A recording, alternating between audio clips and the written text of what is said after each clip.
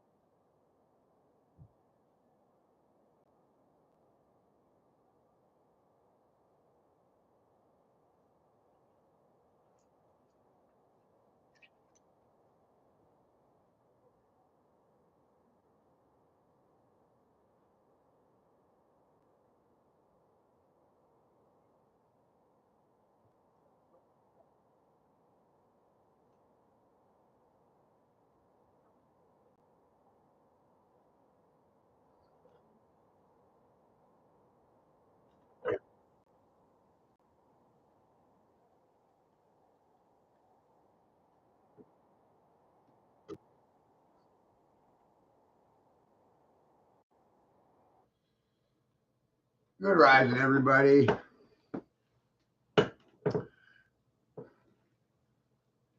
So apparently, people can be prosecuted for whatever whim floats across an ass. Any ass will do. Maybe it's you. So apparently, you can prosecute people for anything without evidence of anything.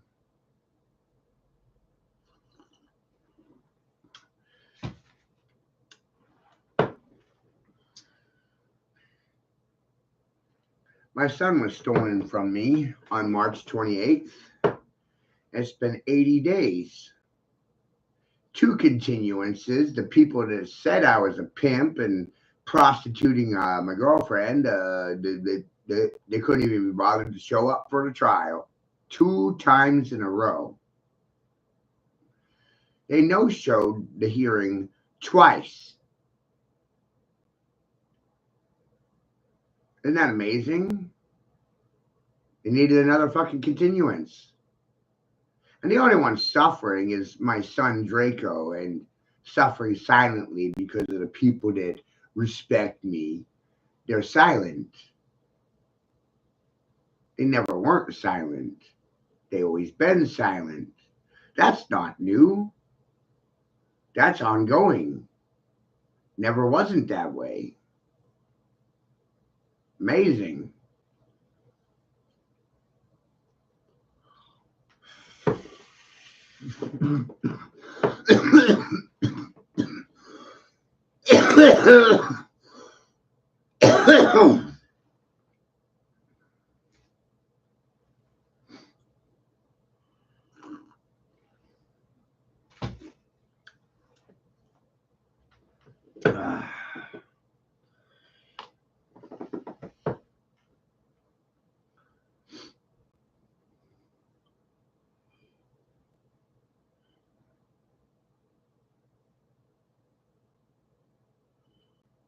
Isn't it profound that when you tell fucking truth, they don't actually have anything to say about it?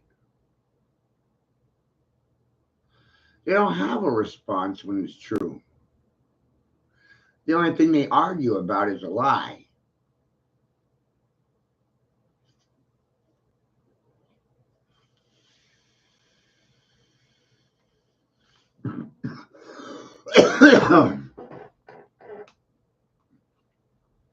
Fucking amazing.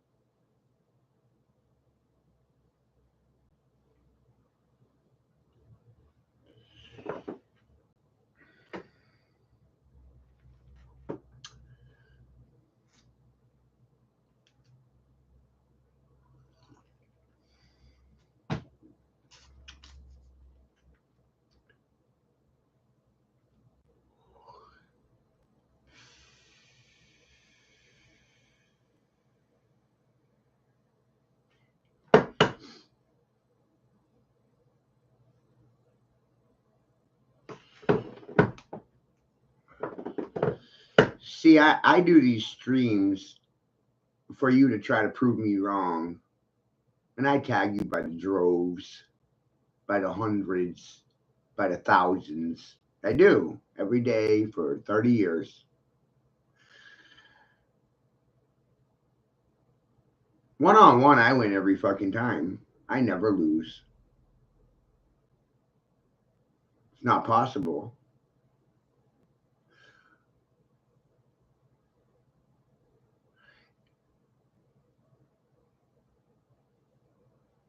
People avoid truth and truthful people like a plague.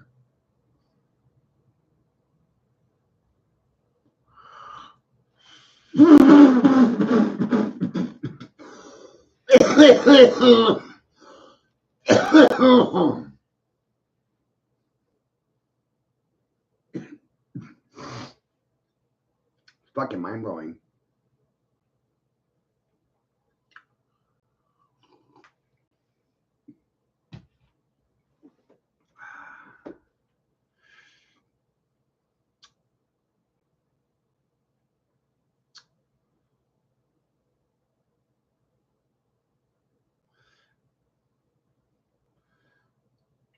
Yesterday, I saw a story on TikTok that alarmed the shit out of me.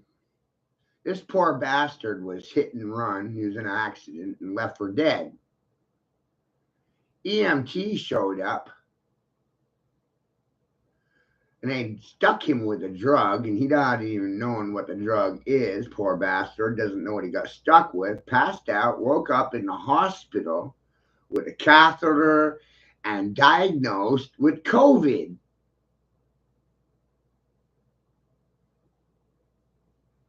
Holy fucking shit.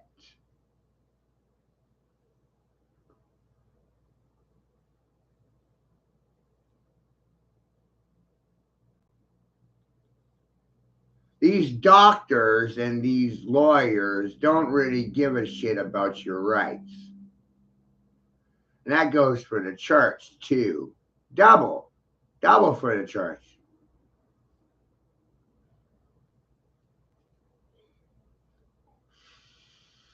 And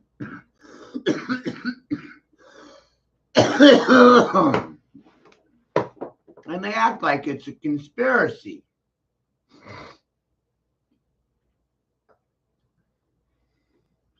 The Pope doesn't give a shit about you, feeding off you.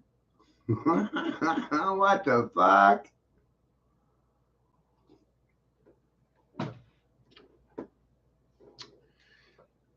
And how do the people feel about the Pope eating on their children, feeding off the young? Right? Because that's what these elderly fucktards are doing, feeding off your children. And they say they do everything for the children. But let's think about it in the sense of money for a minute. You always borrow. I don't owe you a fucking thing. Not a goddamn cent. I did this to shut your fucking mouth. Permanently. I didn't do it for money. See, that's the funny part. People like me, we don't do things for money. We do them to watch you sweat them. It's all you're going to do is avoid it. You can't confront nothing. A body, fear, authority figures. Go ahead, say no to something. Say no to me. Try it. And I'm only saying that because I've been this fucking assertive for 3 goddamn months. Straight. Every day the results are the same. Tomorrow's predictable. And the people forgot yesterday. And all you have is right now.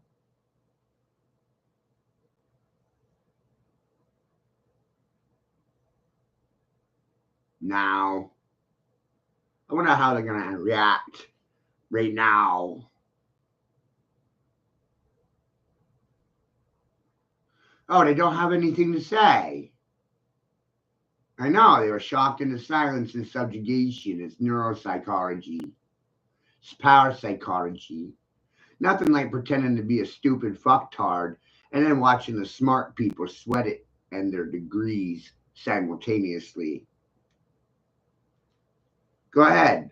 Suffer your superiority complex silently. Because nobody wants to hear it anymore. I don't even want to hear my daddy shit no more.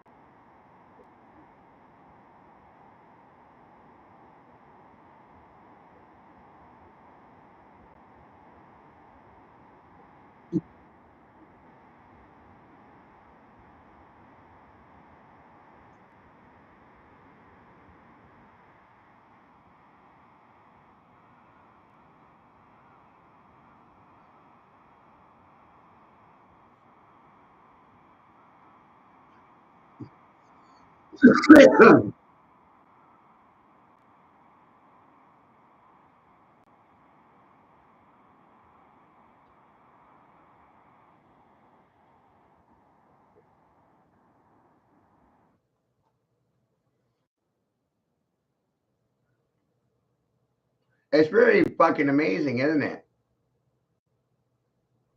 Huh?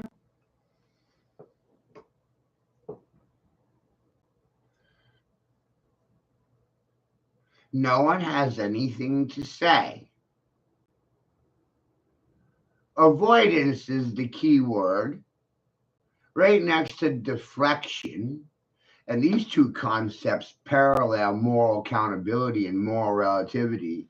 I'm responsible for the words that come out of my mouth, and you're responsible for your fucking silence and your subjugation by the words that came out of my mouth.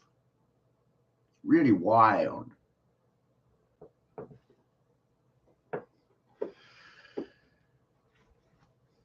Why would I worry about their silence? It's a sign of subjugation. And the longer I speak and louder I speak, the quieter they become, and the more difficult it is for them to open their mouths and contradict my mouth.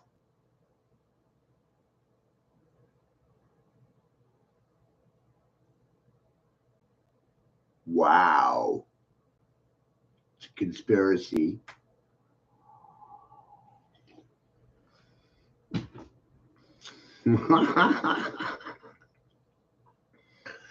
It's a conspiracy, you guys. Ooh. Conspiracy. Right? The conspiracies continue. Fucking wild. And then I stumbled onto this other channel on YouTube just the other day.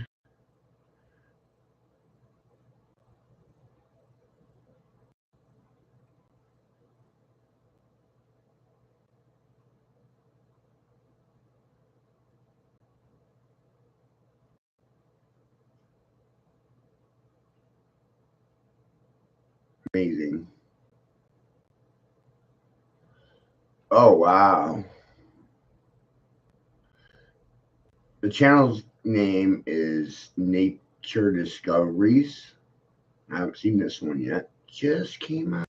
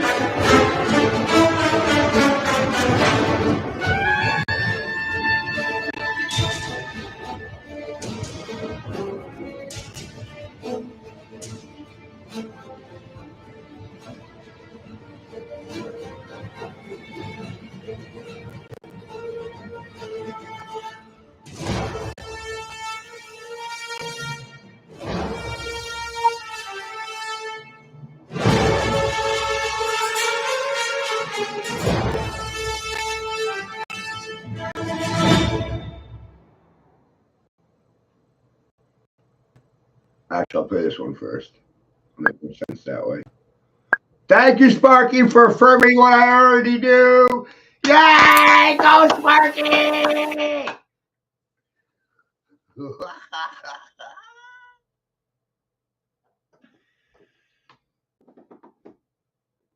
Wild, guys.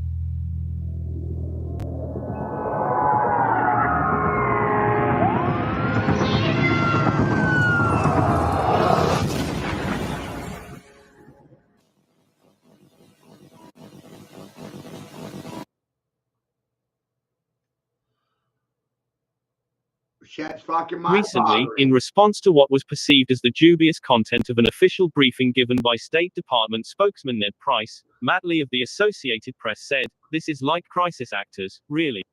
And this little segment came out a couple weeks ago, but that video I made before this one, I made a couple years ago. It's really cool, huh? This is like Alex Jones territory you're getting into now.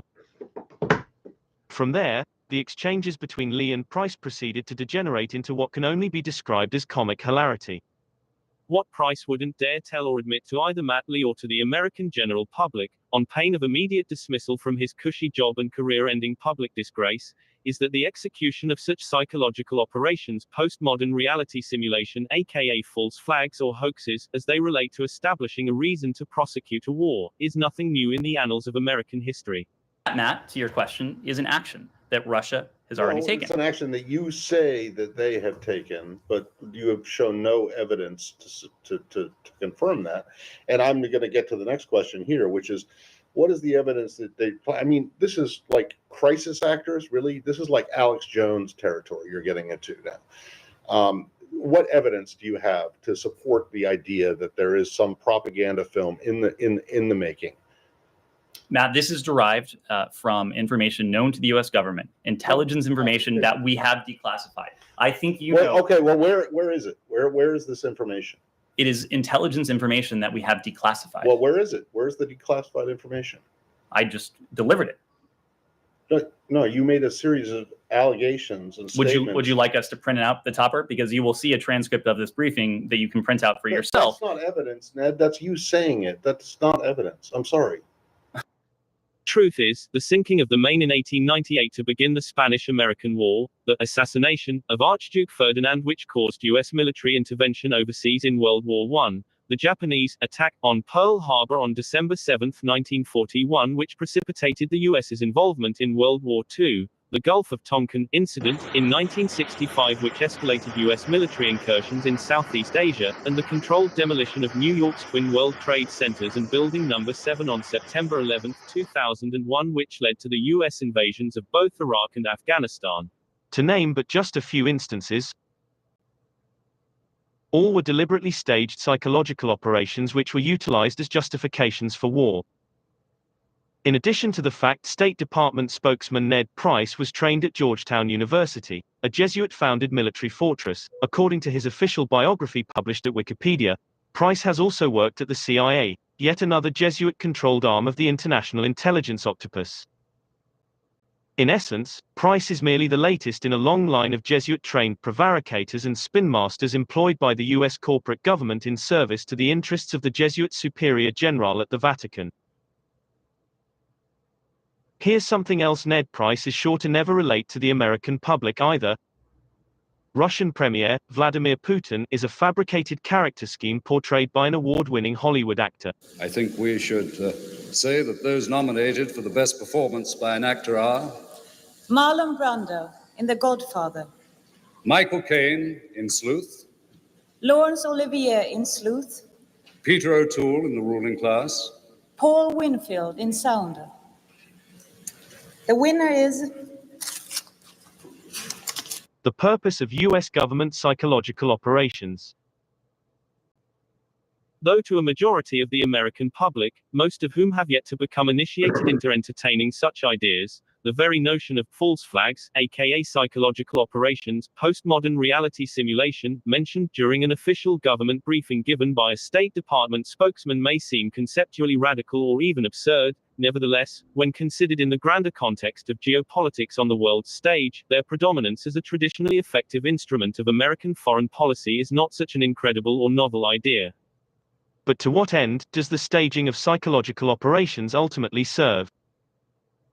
The U.S. corporate government, presented through varied formats beginning in the early 20th century such as newspapers, magazines, radio, and television, has harnessed the authoritative and influential power of the MSM and the Internet aka Jesuitical Ratio Studiorum, to execute psychological operations, to the effect of thoroughly manipulating and to even ultimately controlling public perception and consensus opinion which, within the last decade particularly, has quickly manifested into a virtual collective hive mind.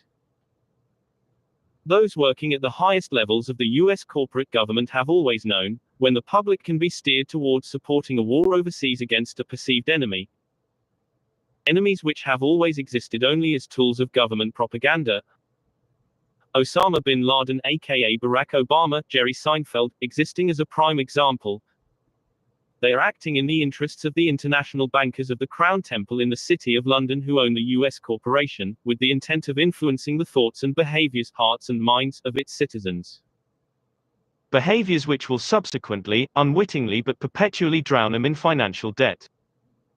Having strategically used the concept of war to create a new order out of a state of chaos and while causing the people to desire security and safety from perceived enemies at the expense of personal liberties, government officials can always much more easily exert control over citizens, totalitarian control which they never hope to renounce or to ever relinquish. Since the era of the 1930s, with the passage of UCC 2107, the War Powers Act, the U.S. corporation has been officially bankrupt, meaning, each human resource person or corporation has been bonded as collateral against the debt owed to the Federal Reserve, a private subsidiary of the Crown Temple aka 1 Square Mile in the City of London, which, in turn, is connected to the Vatican Bank aka Holy See and to the SNB Swiss National Bank. With the current rate of US monetary inflation already mounting to unprecedented levels, the Crown Temple bankers remain all too well aware, in tandem with the political and financial chaos generated by the convoy protests taking place in Canada, staging a war between the US and Russia will effectively accelerate the financial decline of the West and relegate America to essentially permanent third world status. Despite, for now, human resources have managed to retain their free will over how their commercial behaviors are directed, very soon, unless they collectively choose to withdraw their legal consent, this comfortable reality to which they've become accustomed will inevitably grind to a crashing halt. Soon, within less than a decade, per the UN Sustainability Goals of Agenda 2030, with the global implementation of the graphene oxide blockchain cryptocurrency brain surveillance interface financial system based on body activity, human resources will find themselves no longer able to exercise autonomy or free will over how they choose to spend their finances. To paraphrase the words of WEF chairman Klaus Schwab, aka King Harald V of Norway, everyone will own nothing while made to believe they are still happy, or else. How did this grim reality come to fruition? The answer: the Jesuits' Ratio Studiorum, aka the MSM, the Internet, and a phenomenon called sentient world simulation, aka postmodern reality simulation. Sentient world simulation. According to an article published at emerge.com, Sentient World Simulation is a program based out of Purdue University's Synthetic Environment for Analysis and Simulation Laboratory. Reportedly, SWS is a governmental unit of the NSA, National Security Agency, which gathers boundless amounts of information on Americans under the guise of fighting crime, by predicting criminal behavior before it is committed and to predict behavioral responses to propaganda and government-inflicted terror. The article at emerge.com goes on to detail, SWS relies on keeping tabs on citizens and gathering data by tracking phone calls, credit card receipts, social networks, GPS tracks, internet searches, Amazon purchases and EZ-Pass records. The program SWS, reports emerge.com, has amassed databases so profound they can now look so deep into a person's life they can predict their thoughts and future actions with relative certainty. The creation of AI-based programs such as SWS enables the MSM to accurately predict how a targeted population demographic is likely to react to the ongoing narrative of any particular news story, even before it is released for public consumption. In truth, as the article at emerge.com more than implies, similar AI systems, like those AI projects at Microsoft, for example, have been influencing the social and political behaviors of American society for longer than most would like to admit. Now, in the 21st century, and with the Obama administration's repeal of the Smith-Mundt Act, the role of AI systems in shaping the narratives of propaganda, psychological operations which are targeted at segments of the American population has grown to become quite standard. But what the article at emerge.com fails to report is that strict and routine applications of postmodern reality simulation, aka psychological operations, using AI programs such as the NSA's SWS are merely a modern-day manifestation of the Jesuit Order's Ratio Studiorum, a fact State Department spokesman Ned Price, given he was trained at Jesuit-founded Georgetown University, would certainly well understand. According to Wikipedia, the Ratio ATQ Institutio Studiorum Societatis Jesu, the official plan for Jesuit education, often abbreviated as Ratio Studiorum, Latin, Plan of Studies, was a document that standardized the globally influential system of Jesuit education in 1599. It was a collection of regulations for school officials and teachers. Wikipedia goes on to add, the work was the product of many hands and wide experience, but it most directly derives from the efforts of an international team of academics of the Collegio Romano, the Jesuit school in Rome. Today, over 5 centuries later, the Jesuits' Ratio Studiorum has manifested into what has become more familiarly known as the Internet. In combination with the MSM and the ubiquity of digital social media platforms, the Society of Jesus is able to continually operate a full-spectrum dominance of triangular psychological warfare from their headquarters at the Vatican in Rome. with complete control over intelligence gathering, mass surveillance-oriented organizations such as CIA and NSA, with control over digital social media platforms and related social media influences through their hegemony over Silicon Valley, which is closely tied to Jesuit-founded Santa Clara University, as witnessed by the public's virtually uniform fearful reactions to COVID-19 pandemic propaganda. Over the last 2 years, the Ignatian Society of Jesus and its superior general has been able to significantly widen the scope of their ratio studiorum into a system of triangular psychological warfare, consisting of the internet, social media platforms, and the MSM, to bind an emotionally vulnerable and psychologically infantilized American public together into a virtual collective hive mind, one which is rendered reliant upon the US corporate government for not only crisis solutions, but for its financial sustenance and for its personal safety and security. The holiday photo call. Every leader does one. No one else does them shirt off, fish in hand. Welcome to Vladimir Putin's summer break in Siberia. These state pictures designed to boost the president's popularity, the strongman image central to his sky-high ratings among Russian people. He found time for open water swimming in the freezing mountain lake. Driving machines at speed. And spearfishing. A Kremlin spokesman quoted as saying, the president chased a particular pike for 2 hours before, of course, snaring him. Vladimir Putin exists only on TV. For decades, US government propaganda has sold the idea to the American public that the US and Russia have existed as mortal enemies. In truth, both the US and Russia are merely corporate subsidiaries of a global corporation controlled by the Crown Temple in the City of London and the Vatican in Rome, which, in turn, is controlled by the military order of the Society of Jesus and its superior general. Meanwhile, however, here's something else even more dramatic that the Jesuit-trained State Department spokesman Ned Price will certainly never dare reveal to either the AP's Matt Lee or to the American general public. Ear biometric, facial recognition, and extensive image comparison analyses confirms the current Russian premier, Vladimir Putin, is a fabricated character scheme portrayed by Hollywood actor Marlon Brando.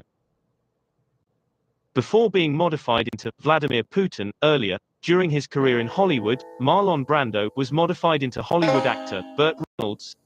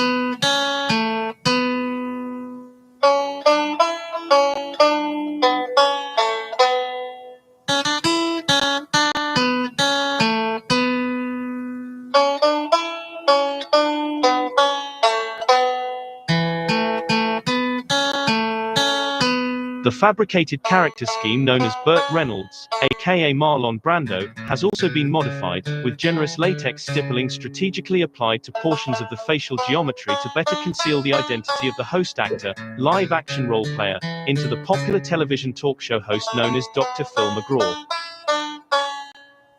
Turns out, further and extensive ear biometric, facial recognition, and image comparison analyses confirms Marlon Brando is hiding an even darker family secret. A close family relation of Brando's Hollywood actor Rod Steiger has been identified as the live-action role player who portrayed the fabricated character scheme known to world history as former Russian leader Mikhail Gorbachev.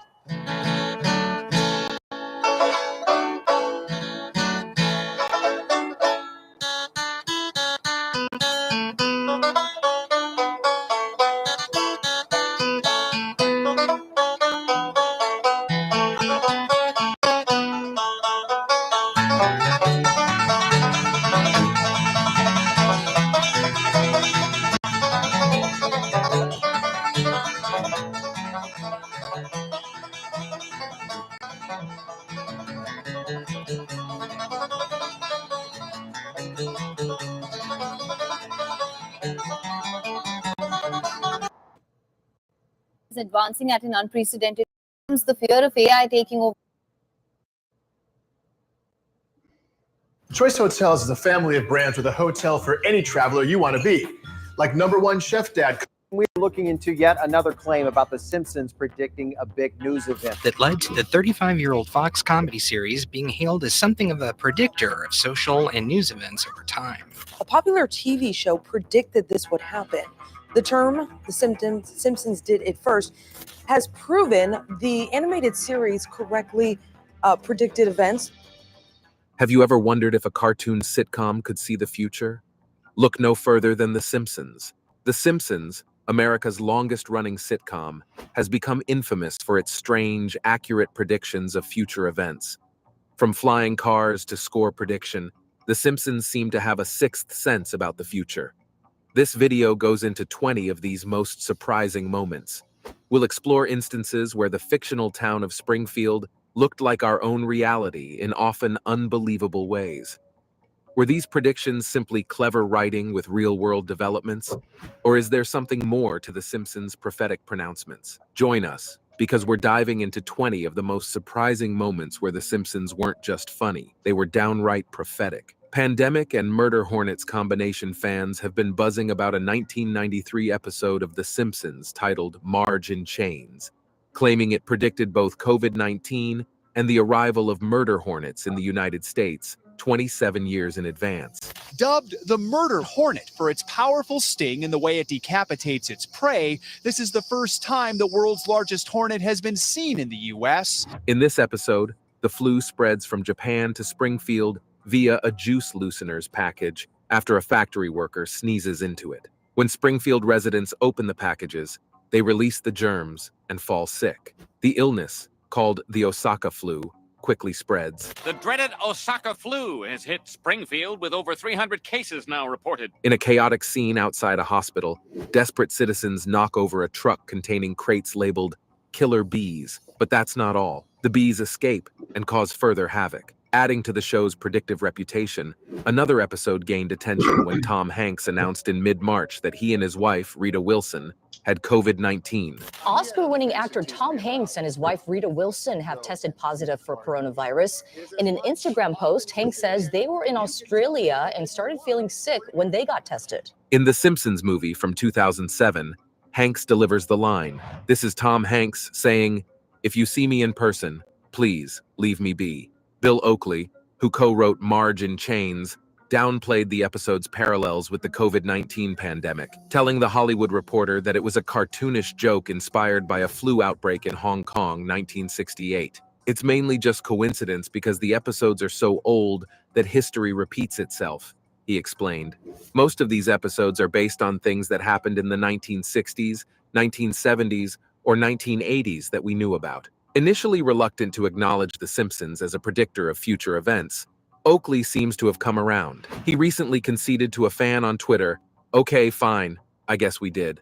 Disney buying 20th Century Fox. It's a massive deal that reshapes the entertainment biz. So Disney is buying a big chunk of Fox. For $52 billion, Francis. So it's definitely a massive deal here. The Simpsons strikes again with an eerie glimpse into the future.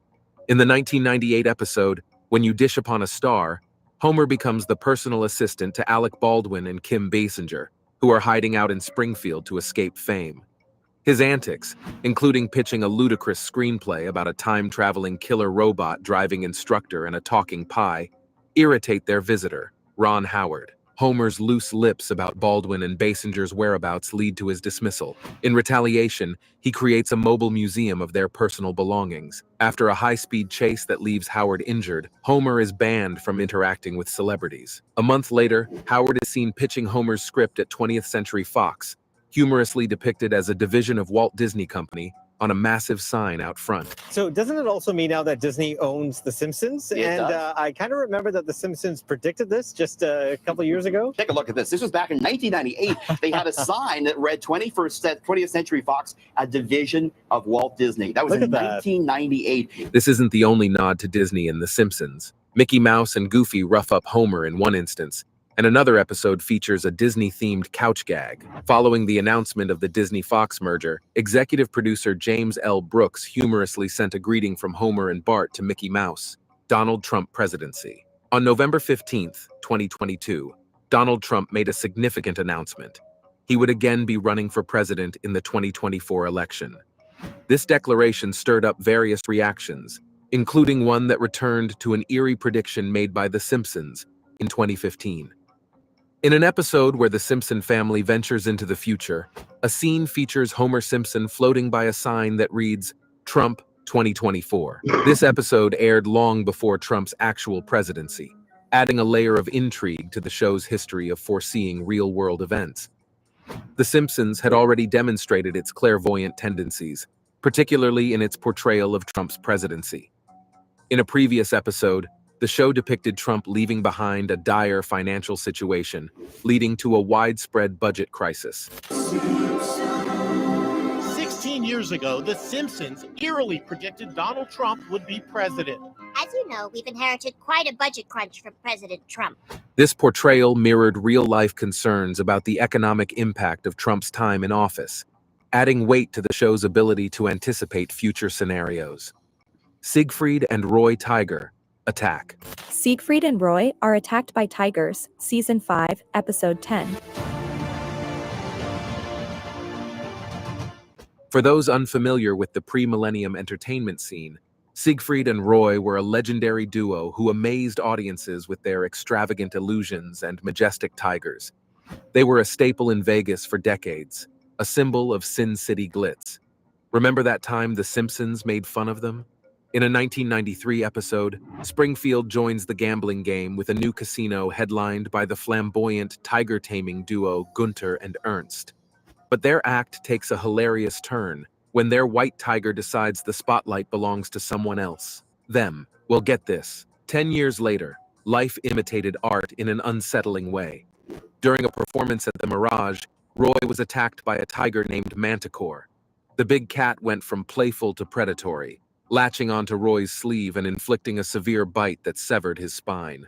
The reasons behind the attack remain unknown.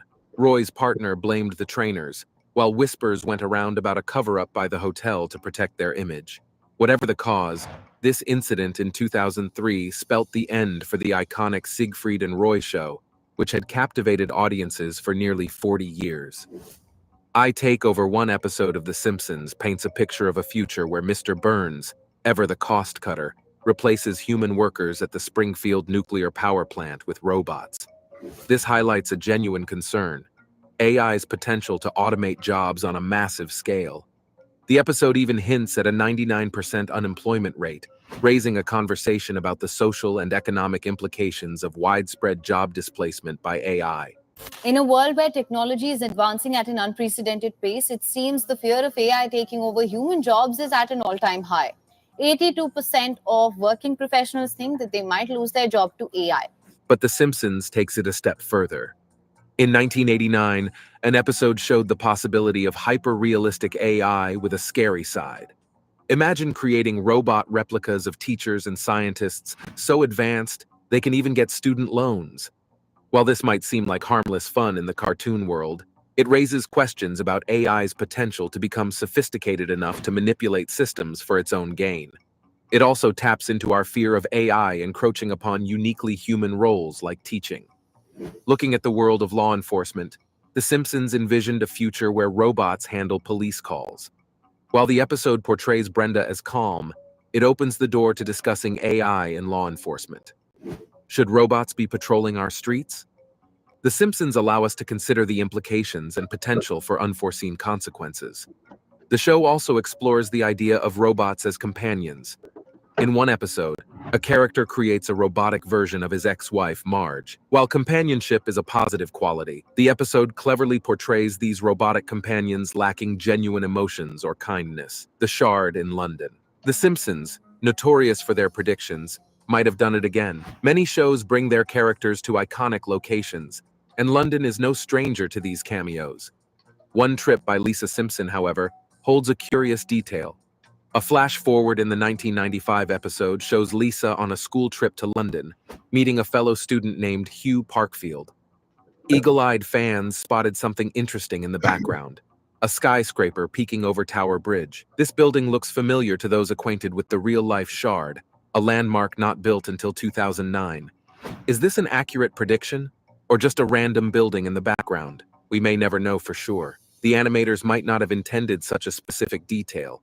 But for fans, it's a fun detail that adds another layer of intrigue to The Simpsons' ability to see into the future. World War II. Remember November 1987? The Simpsons were still fresh, barely in their second season. That's when they unleashed World War II, an episode that even today remains one of their most eerie. The episode plays out as dark satire. In a frenzy, Homer wakes the family with news of World War II erupting. Thankfully, within 18 seconds, everyone's safe in the bomb shelter. Wake up, everybody! It's World War III! Quick, down to the fallout shelter. The bombs are dropping! But then the truth hits. It was a false alarm, a cruel joke by Homer. You won't believe what happened next.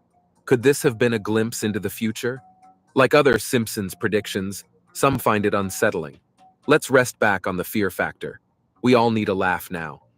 World War China might sound like a future headline, but thankfully it hasn't happened yet. However, the reality is possible. According to Wikipedia, 5 major wars rage on today, from Myanmar's internal conflict to the ongoing battles in Ukraine and Sudan. Then there are the more minor but no less devastating conflicts.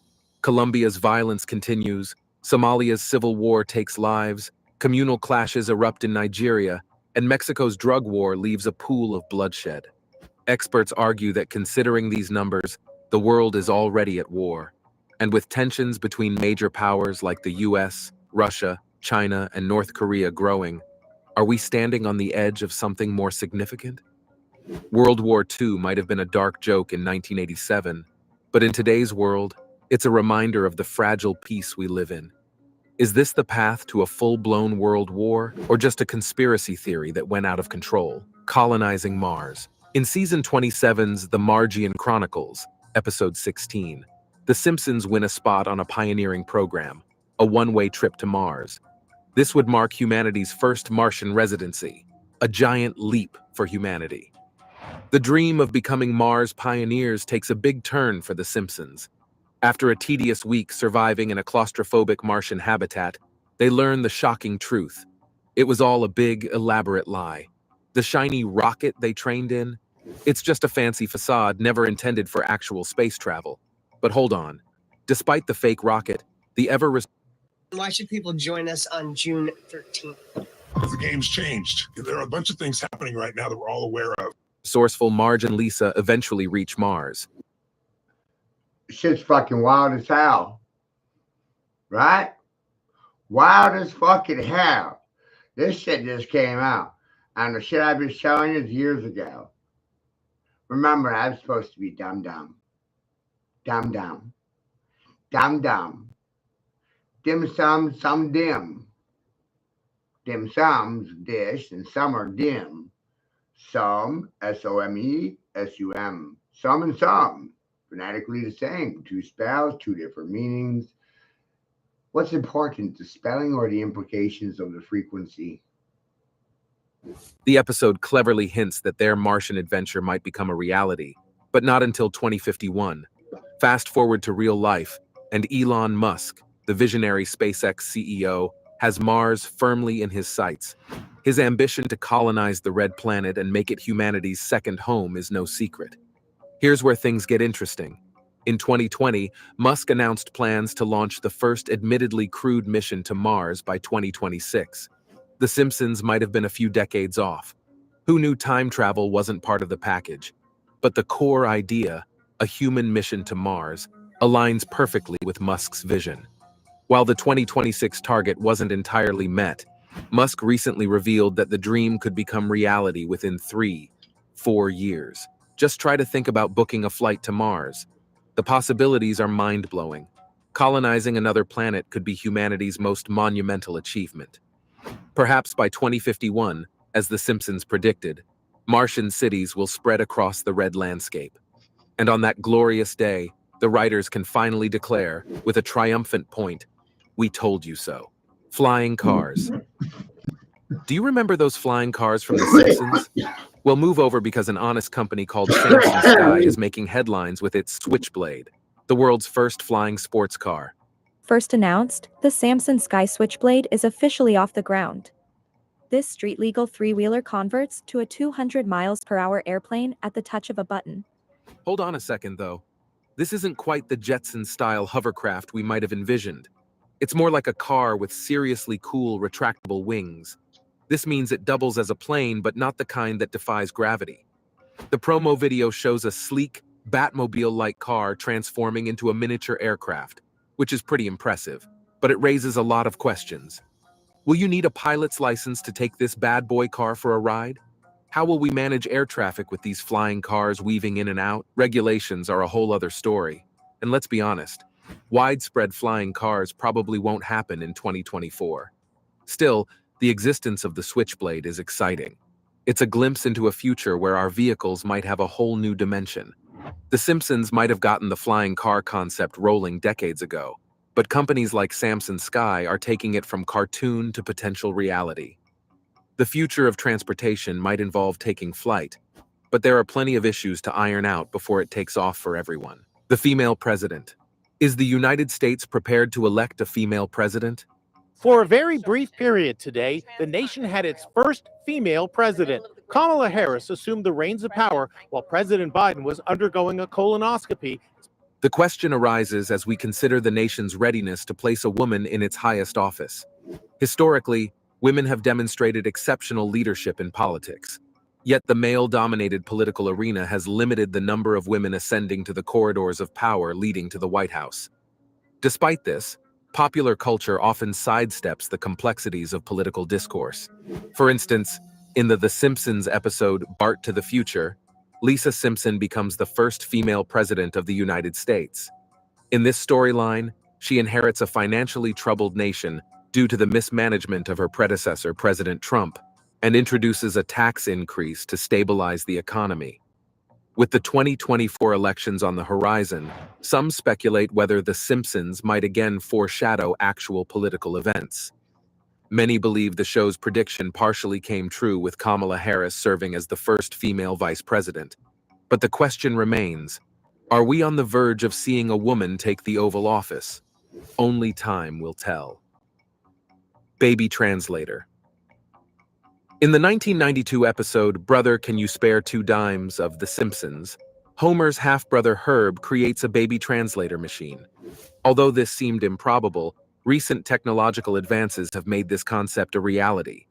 A startup called Sounddream created a device that can translate baby cries.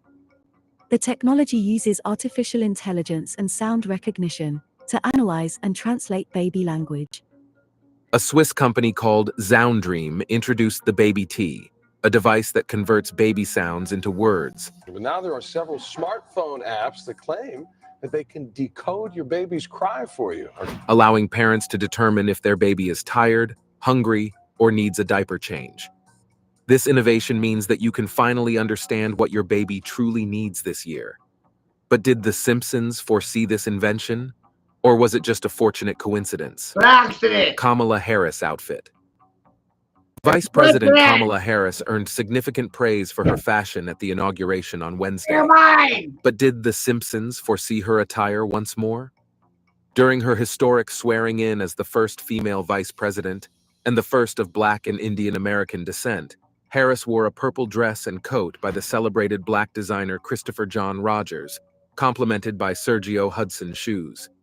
As noted by Women's Wear Daily, well, this morning we're hearing from 2 fashion designers in Texas who created Vice President Kamala Harris's outfit for the inauguration. Like going from a colonia in Heidelberg, Texas, like from the fields to the halls of the White House now. Harris also sported a bespoke pearl necklace created by Puerto Rican designer Wilfredo Rosado. This necklace resembles the one worn by Lisa Simpson, the diligent student from Fox's enduring animated series. Furthermore, Harris's pearls honored her sorority, Alpha Kappa Alpha, whose... I'm very pleased to share with you some absolutely splendid updates and exciting new features for those looking for more. Members traditionally wear pearl-adorned badges. Virtual reality food. Forget about the Vision Pro, Because virtual reality food is here, just as bizarre and potentially delicious as The Simpsons predicted in Season 11's virtual reality food. Marge's VR fudge adventure might seem like pure fantasy, where taste is formed according to her wildest desires. But companies like Aerobanquet's RMX are offering a similar reality, but a pricier one. Just think about dining amongst the stars. Your imagination is the only limit. In a freezing cellar with fake snow underfoot, I'm inching across a crevasse on my way up the world's highest peak. I'm getting a demo of Everest, a virtual reality game due out later this year. Aerobanquet's RMX, the brainchild of artist Mattia Calgo and culinary experts, offers bite-sized courses that transport you to entirely new worlds. Now here's where it gets interesting. Of course, it's early days. The experience is expensive and requires a dedicated waiter for each guest. However, experts believe VR dining could be commonplace as VR technology continues its explosive growth. Remember the days when Oculus headsets seemed like science fiction? Now they're practically household items. Will digital feasts be the norm by 2024? The future remains unwritten. But one thing's clear. The Simpsons saw it coming. And unlike that cyber fudge, this prediction might just taste like the future. Hologram technology is a runaway train, leaving most of us huffing and puffing to keep up. But the Simpsons? They're chilling in the first-class car, sipping Mai Tais of prescience.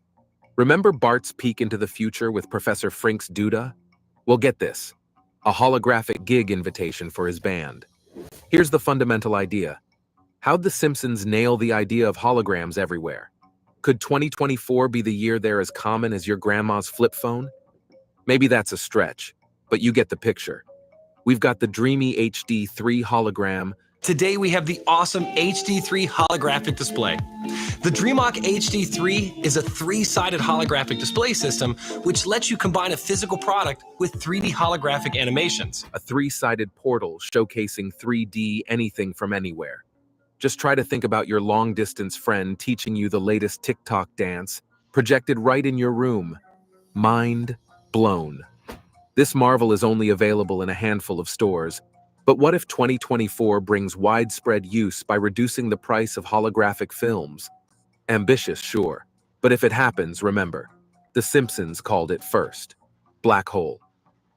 The 23rd installment of The Simpsons' annual Treehouse of Horror series, nominated for an Emmy Award, deviated from its usual comedic horror formula. This episode presented a more unsettling narrative centered around the malfunctioning Springfield particle accelerator and its unintended consequence, the creation of a rogue black hole. Let's just say things went south. The hole, way worse than a straight dog, two straight dogs scenario, started swallowing up everything in sight. Ralph, Nelson, and even the whole town. Usually you would think this is the classic Simpsons mayhem, right? But wait, could this be a prophetic glimpse into our future? Fast forward to January 2024. India launches its fancy new X-ray satellite ExoSat to study black holes and other cosmic wonders. Astronomers have discovered what could be the brightest object in the universe. The quasar shines about 500 trillion times brighter than our sun and has the fastest growing black hole ever recorded. If you think it's just a coincidence, think again, but hold your breath. Despite the prevalence of black holes, Earth isn't in any immediate danger of being sucked into one. And here's why. At a distance, a black hole's pull isn't much more substantial than a regular star of the same size. So, even if our sun were replaced with a black hole, Earth would likely stay put, happily orbiting its new sun. So, while The Simpsons might have mastered the black hole chaos part, the whole Earth getting devoured thing is a bit of an over-dramatization. Apple Vision 8 Pro 2024 started with a bang for The Simpsons' prophetic powers. Apple's highly anticipated release, the Vision Pro 8, dropped on February 2nd. This VR headset lets users experience everything from hyper-realistic concerts to virtual safaris. But was this indeed a groundbreaking innovation or a déjà vu moment? Fans noticed a similarity to a 2016 episode titled Friends and Family. Mr. Burns, ever the eccentric, hires The Simpsons as his virtual reality family, testing a new headset resembling the Vision Pro. Predictably, Springfield embraced the headsets with disastrous results. People tripped over curbs, wandered into traffic, and generally made a spectacle of themselves. However, even amidst the chaos, the addictive nature of the virtual worlds couldn't be ignored. So, how did The Simpsons foresee this gadget 6 years prior? Was it a stroke of genius, or just a lucky guess? Sure, a show running for over 30 years is bound to get a few predictions right. This could be pure coincidence. But considering The Simpsons' track record of eerily accurate predictions, dismissing it as such is becoming increasingly difficult. Here's the thing. The Simpsons haven't just gotten one or two things right. Their strange ability to predict the future, from Trump's presidency to the Ebola virus incidents, has become a running repetition. America wins the gold medal in curling. Everyone loves a good understory, and The Simpsons can predict the most unexpected ones. Take, for example, Boy Meets Curl, a season 21 episode from 2010. This random episode introduces Homer and Marge to curling, a sport as unexpected as it is hilarious. The duo teams up with Agnes Skinner and Principal Skinner to form a mixed doubles curling team. Through surprising talent, they land a spot on the U.S. Olympic team. This episode of The Simpsons from 8 years ago predict the future. Marge and Homer Simpson are depicted on the U.S. Olympic curling team, and they take home the gold, just like the U.S. men's curling team did for the first time ever this weekend. And, in true Simpsons fashion, win the gold medal all the way. But here's the strange part. The episode coincided with the 2010 Winter Olympics in Vancouver, but the accurate prophecy was yet to come. 8 years later, at the 2018 Pyeongchang Games, the far-fetched prediction became reality. The underdog U.S. men's curling team, led by skip John Schuster, mirrored the Simpsons storyline by defeating none other than Sweden to claim the gold medal. So, was it pure coincidence? Or do the Simpsons have a future well hidden somewhere in Springfield? Somewhere? Robots. As librarians remember Lisa's wedding, that Simpsons episode where a fortune teller predicts Lisa's future love life and career? Well, one prediction went beyond who she'd marry, an upper-crust Englishman, Hugh Parkfield. In this glimpse of the future, librarians were replaced by, you guessed it, robots. In 2016, reality started mirroring this fictional world. Brilliant students at Aberystwyth University built a prototype library robot named Hugh. Like in The Simpsons, this Hugh could listen to your request, locate the book, and even take you to it. With advancements in robotics, it's not so far-fetched to imagine these robotic librarians becoming commonplace in libraries across the globe. It looks like The Simpsons weren't just predicting Lisa's love life, they were predicting a whole new chapter in the world of libraries. A late letter from the Beatles. Have we not forgotten the brush with greatness from season 2? The episode where Marge reignites her artistic passion, and we see Ringo Starr buried under a mountain of unanswered fan mail? Get this, a similar situation unfolded in real life, but with a different Beatle. In 2013, Paul McCartney responded to a pair of fans from Essex, London. Their letter was sent in 1963, resurfaced in a car boot sale, and eventually landed on McCartney's desk. In a twist like Ringo's situation in The Simpsons, McCartney replied, acknowledging the long delay with a playful, better late than never, and thanking them for their lovely tape. While not quite the exact scenario from The Simpsons, it was Ringo and fan mail, not McCartney and a tape. It's another instance where the show brushed shoulders with a strangely similar real-life event. FIFA corruption scandal.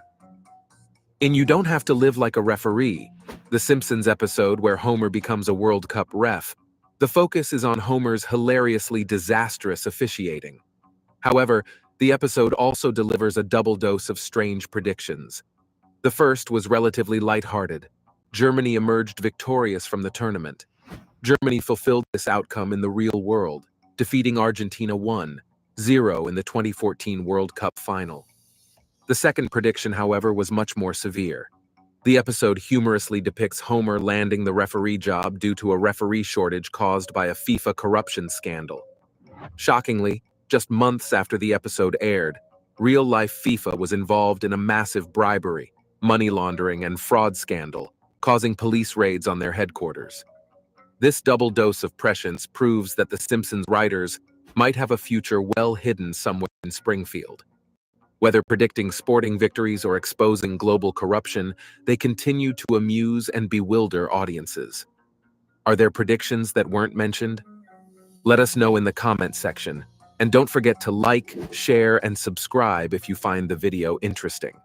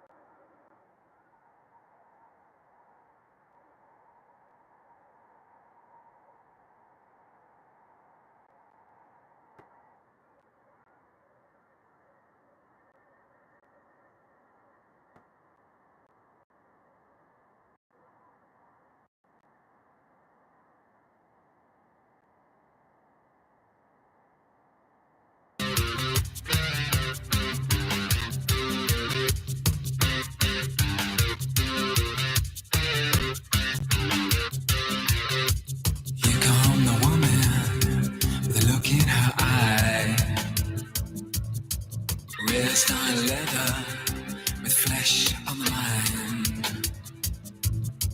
Words, weapons, sharpened knives makes you wonder how the other half died. Other half died.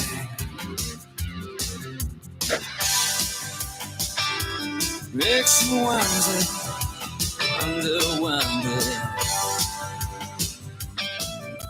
Well, you come the man with a look in his eye. Fed on nothing but full of pride. Look at him go, look at him kick. Makes you wonder how the other half lives.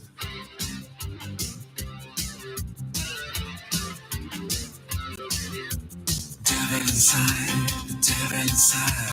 Every single one of us, the devil inside, devil inside, devil inside. Every single one of us, the devil inside. Oh.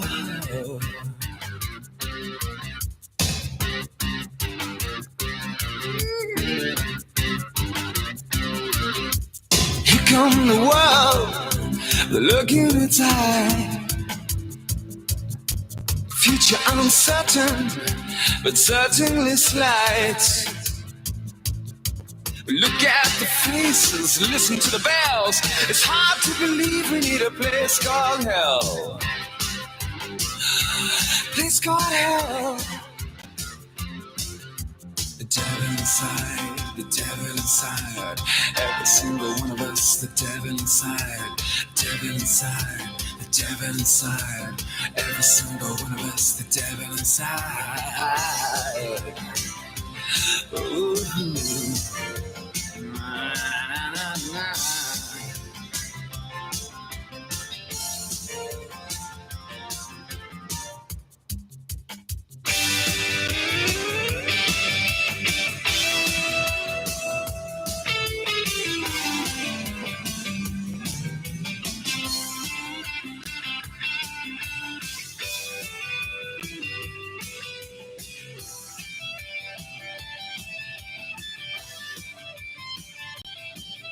But here comes a woman with a look in her eye. She's raised on leather, flesh on the mind. Words and weapons, sharper than knives. Makes you wonder how the other half died. The devil inside, the devil inside. Every single one of us, the devil inside. The devil inside.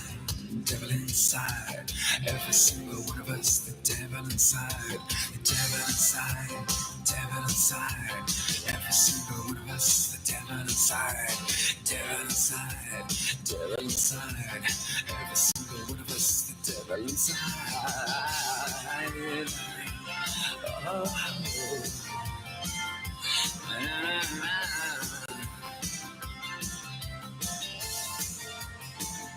The devil inside,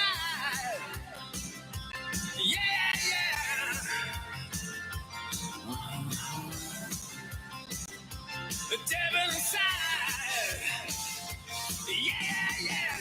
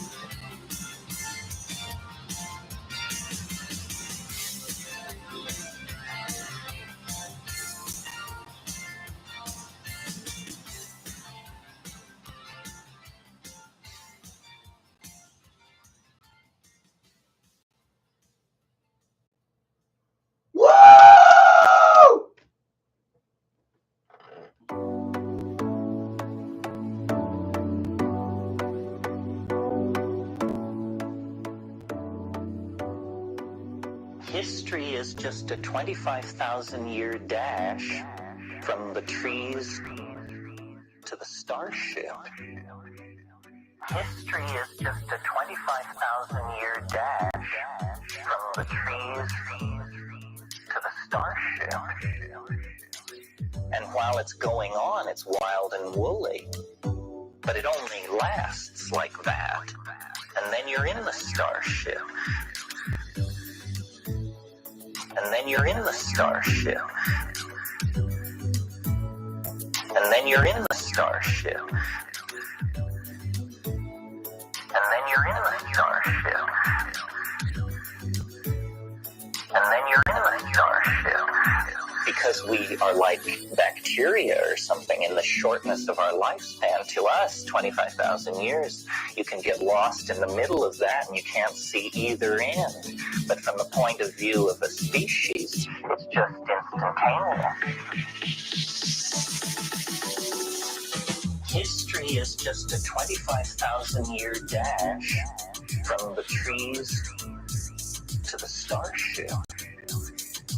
History is just a 25,000-year dash from the trees to the starship.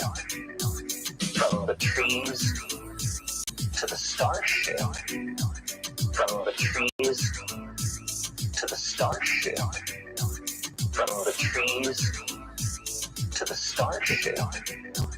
From the trees to the starship. You know, this thing happened 65 million years ago. A very large object collided with the Earth. Everything on this planet, larger than a chicken, died. Some people think in a single moment. But what's peculiar is there appears to have been a major dieback of species underway before the impact, that in the million years preceding the impact, there was some kind of echo crisis on the planet. And then this asteroid struck. You know, the dinosaurs that we find are the lumbering, enormous ones, but it's always agreed that there were a vast number of small-boned, gray seal dinosaurs that were much smaller. Is it possible there was a breakout of intelligence?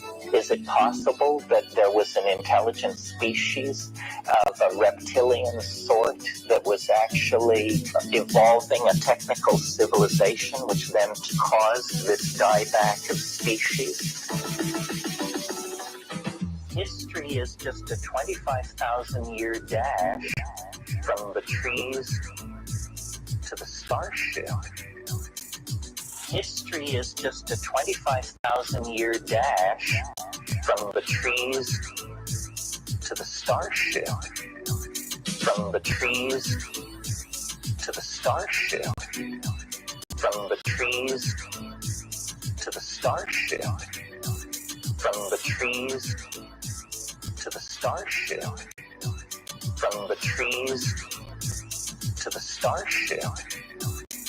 Whenever you have intelligent life in the presence of large explosions, a safe bet is that the intelligent life is responsible for the large explosions. It may be that there was a war in heaven 60 million years ago.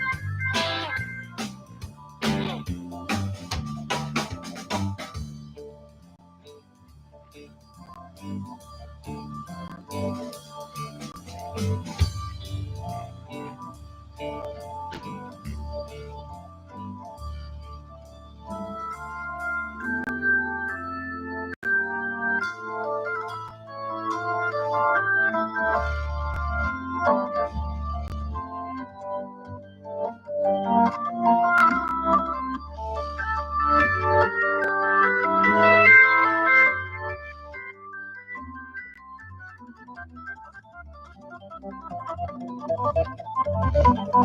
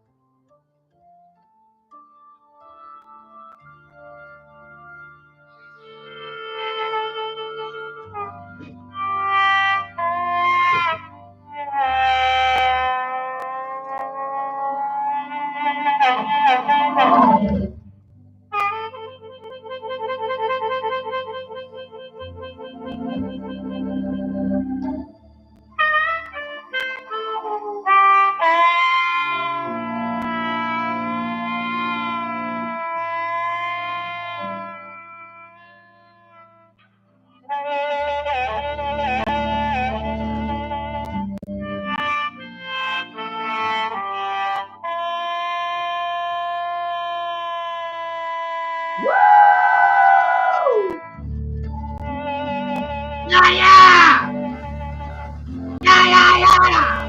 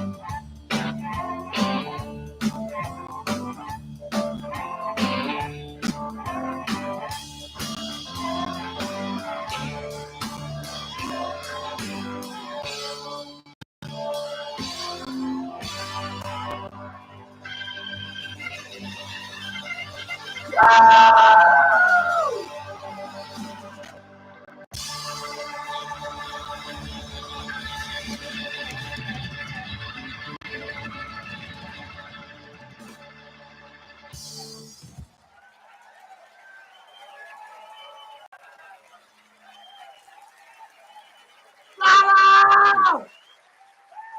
Oh! Damn! Bravo, motherfucker! But everybody knows who this guy is. Come on, man. Yeah, Sleepy Joe cheated. I don't wanna argue, ain't come to start a whole bunch of beef with some vegans. Quit acting retarded, him and Kamala, a whole bunch of lying and scheming.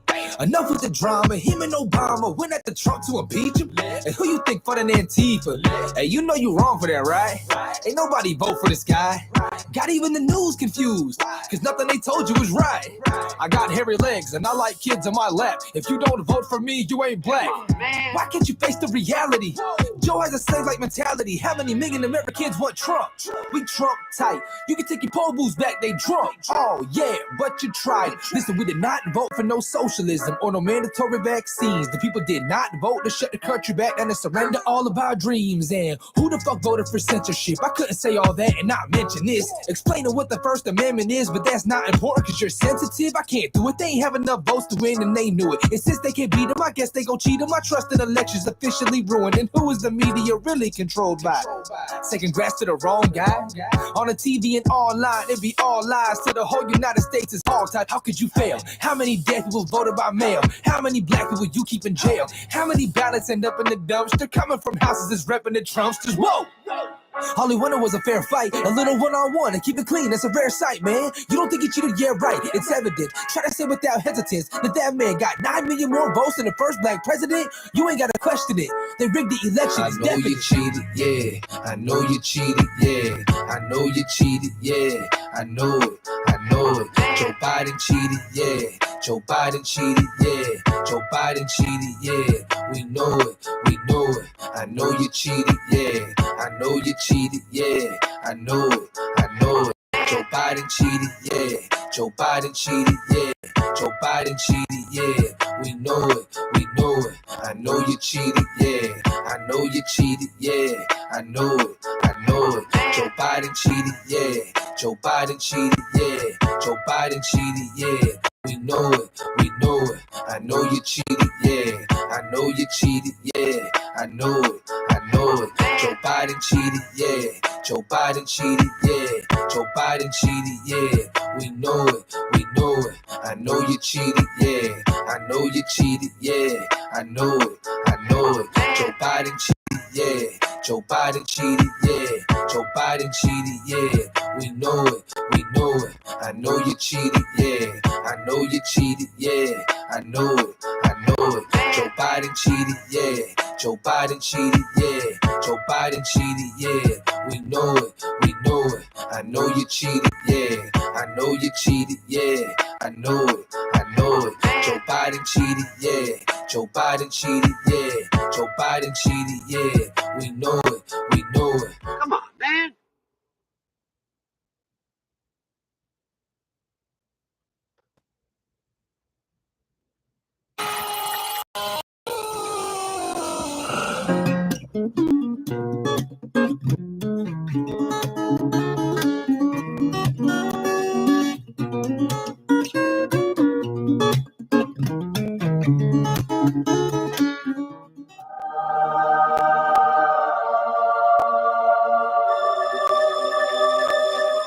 I said, Reverend,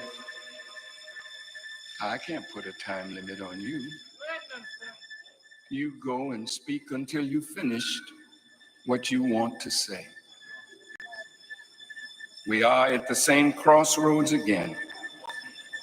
It may be too little, too late, too late, too late.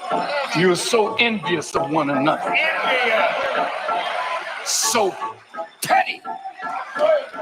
You don't want nobody to outshine you. You shine, you shine, you shine, you shine, you shine, you shine, you shine, you shine, you shine, you shine, you shine, you shine, you shine, you shine, you.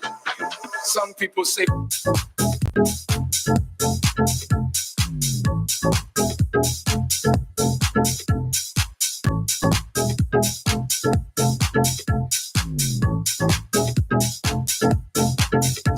say for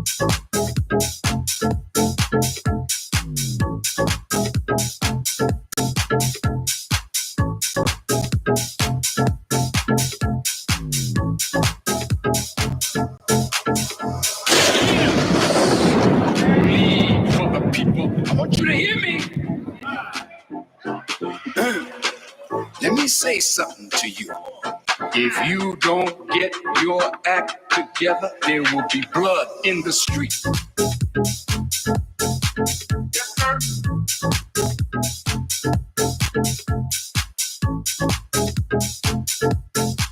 Yes, sir. It's just a fact. Yes, sir.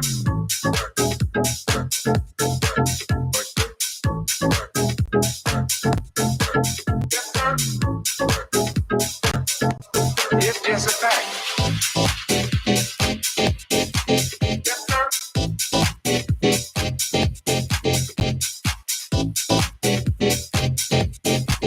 Yes, sir. You don't want nobody to outshine you. You don't want nobody to outshine you. You don't want nobody to outshine you. You don't want nobody to outshine you. Yes, sir. Depressing Brennan. Yes, sir. I warned our people, they'll stop prowling the streets when you think you are safe. Listen to what is being said.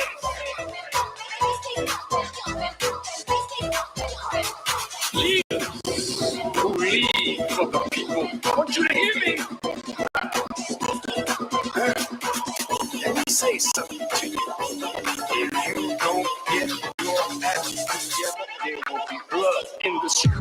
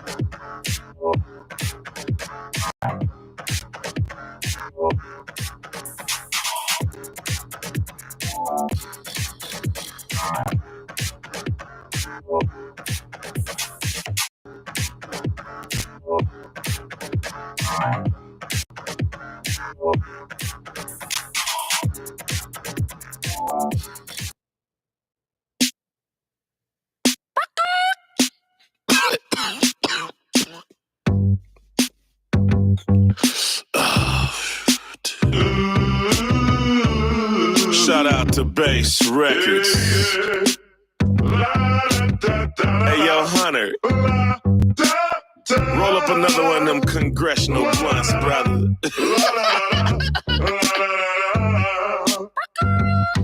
He was gonna get his laptop fixed, but Hunter got high. He wasn't gonna show all them dick pics, but Hunter got high. He should've let Hillary bleach his whole hard drive. Yeah, hey, Hunter got high. Hunter got high. Hunter got high. He wasn't gonna mess with the hoes, but Hunter got high. He was gonna take them all out on the boat, but Hunter got high. He's the smartest man Joe ever knew in his life. Yeah, hey, till Hunter got high. Hunter got high. Hunter got high. La da da da da. He was gonna go visit his dad, but Hunter got high. He thought he had a secret stash, but Hunter got high. The White House got shut down. We all know why. Yeah, Hunter got high. Hunter got high. Hunter got high. He never could pack what the fuck. Hunter got high. Now he gets $500,000 and up. Damn, that's high. That's high to the fuck. That's higher than me. Biden never used to start with BUI. Yeah, till Hunter got high. Hunter got high. Hunter got high. Ukraine wasn't part of the plan till Hunter got high. China wasn't that big of a fan till Hunter got high. He wasn't gonna split it all with the old big guy. Yeah, till Hunter got high. Till Hunter got high. Hunter got high. He wasn't gonna go to court, but Hunter got high. He never been indicted before, but Hunter got high. His attorney's out smoking a bowl, and we all know why. Yeah, cause Hunter got high. Hunter got high. Hunter got high. He was making 80 G's a month, but Hunter got high. On a job, brother, ain't never done. Hunter got high. He got more LLCs than John Gotti's ex-wife. Yeah, Hunter got high. Hunter got high. Hunter got high. His cousin was never a pimp till Hunter got high. He had the best friends that money could rent, but Hunter got high. Just imagine if he wasn't rich and so damn white. Yeah, the cops will raid his house, eat his lemon pound cake, disconnect his cameras and steal his money.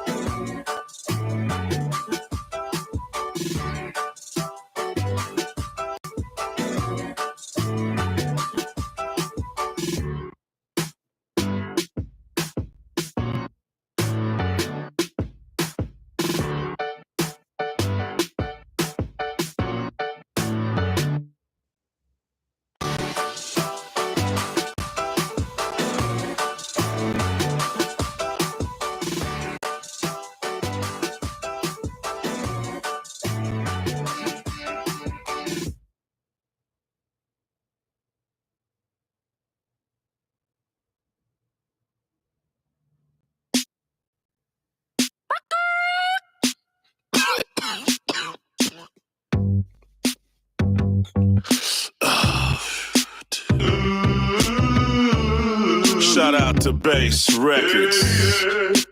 Hey, yo, Hunter. Roll up another one of them congressional blunts, brother. He was gonna get his laptop fixed, but Hunter got high.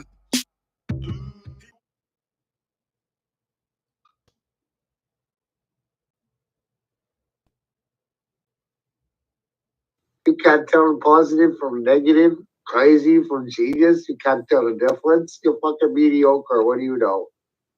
You know nothing at all. You're stuck in a pit. You can't tell positive from negative, crazy from genius. You can't tell the difference. You're fucking mediocre. What do you know? You know nothing at all.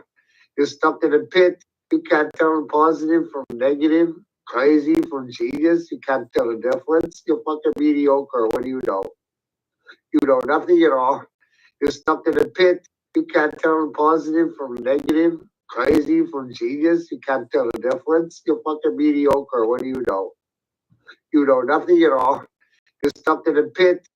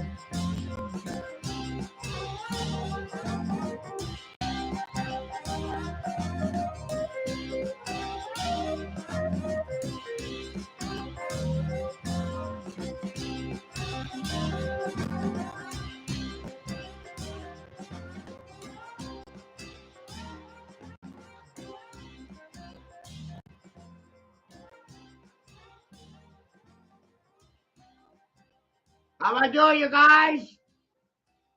I told everybody in Facebook land another TKO. Kapow! Kabang!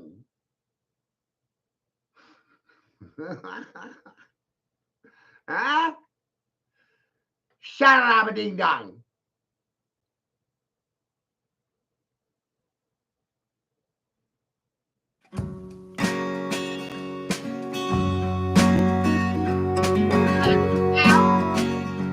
Come on in the hole. Oh, I know.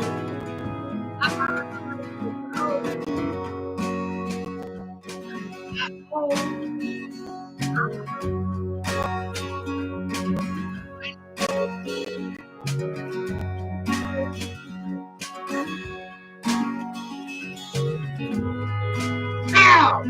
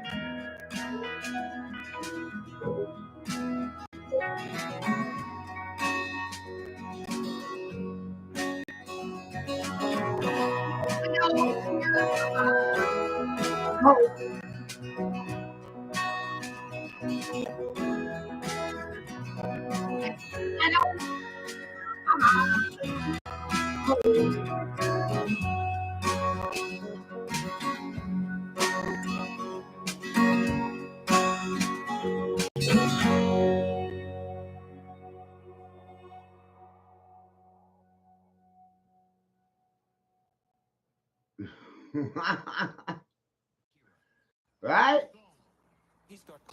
Like my song? They don't play on the radio? Hell no. Let me try from the first to indicate the point that we're aiming at. Wow!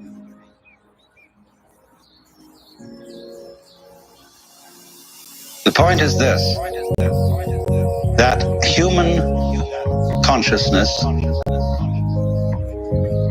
is at the same time as being a form of awareness and sensitivity and understanding,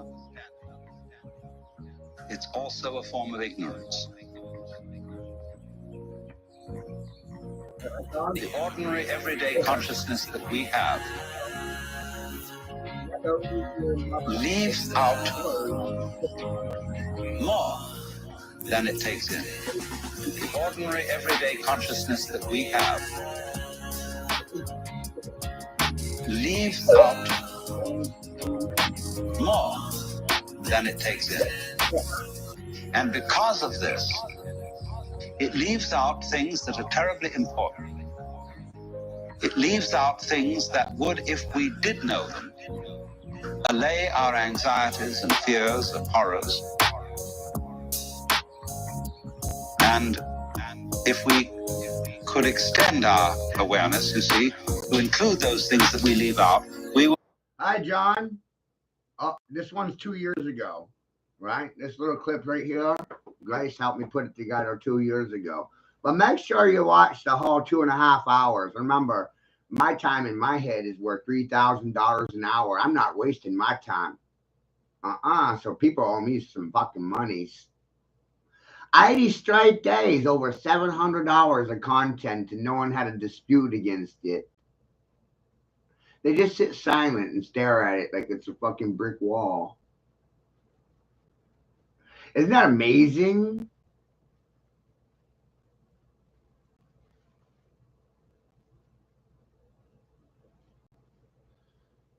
You ever notice how there's no fire starters in here? There's no instigators. There's no trolls. There's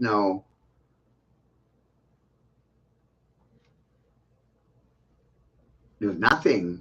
It's a tomb. It's a mortuary.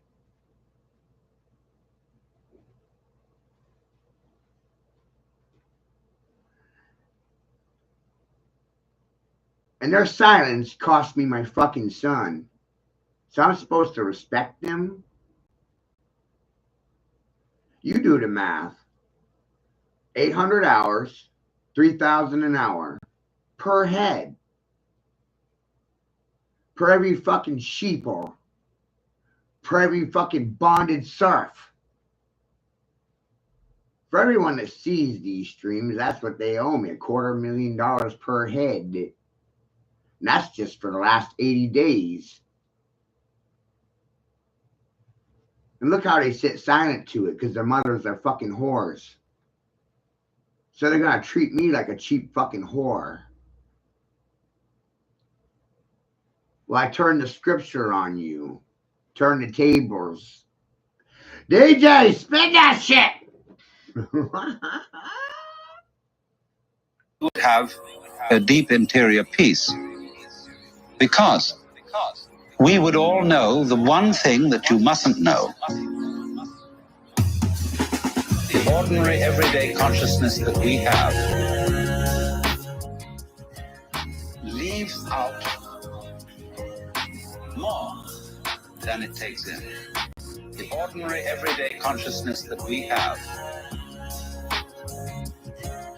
leaves out more, according to the rules of our particular social game. One thing you mustn't know, that's really not allowed, that is the lowdown on life. And then the lowdown, on the one hand, means the real dirt on things. But the lowdown is also what is profound, what is mysterious, what is in the depths. And there's something left out.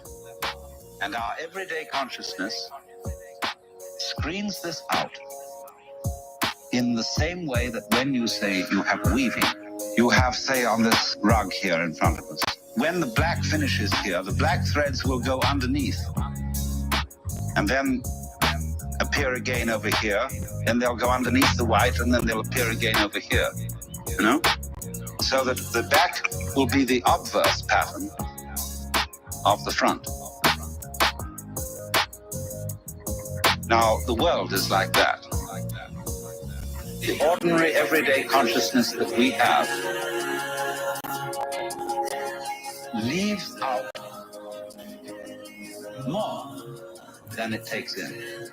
The ordinary, everyday consciousness that we have leaves out more than it takes in.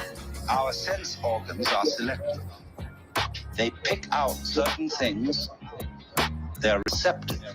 For example, we have a small, small band, what you might call a spectrum of light, of sound, of tactile sensation, and so on, to which the human organism is sensitive. But we know that outside that small band, there is a huge range of vibrations to which we have built instruments that are sensitive. Things like cosmic rays, ultraviolet rays, gamma rays, hard X-rays, and so on. They're all outside the band of our spectrum. And obviously, there are things that are outside the range of our instruments. We may build new instruments someday, which will evoke, bring into our consciousness other orders of vibration altogether, but yet, as yet, we don't know about them. So you could imagine, you see, the universe is a vast, vast system of vibrations and has infinite possibilities. The ordinary, everyday consciousness that we have leaves out more than it takes in. The ordinary, everyday consciousness that we have leaves out more than it takes in. The ordinary, everyday consciousness that we have leaves out more than it takes in. The ordinary, everyday consciousness that we have leaves out more than it takes in. The ordinary, everyday consciousness that we have leaves out more than it takes in. The ordinary, everyday consciousness that we have leaves out more than it takes in. Fuck their shit right up, I did. Wow, pow, they don't let me down. That's going on a t-shirt. Wow, pow, they don't like me now. I do it, brown cow.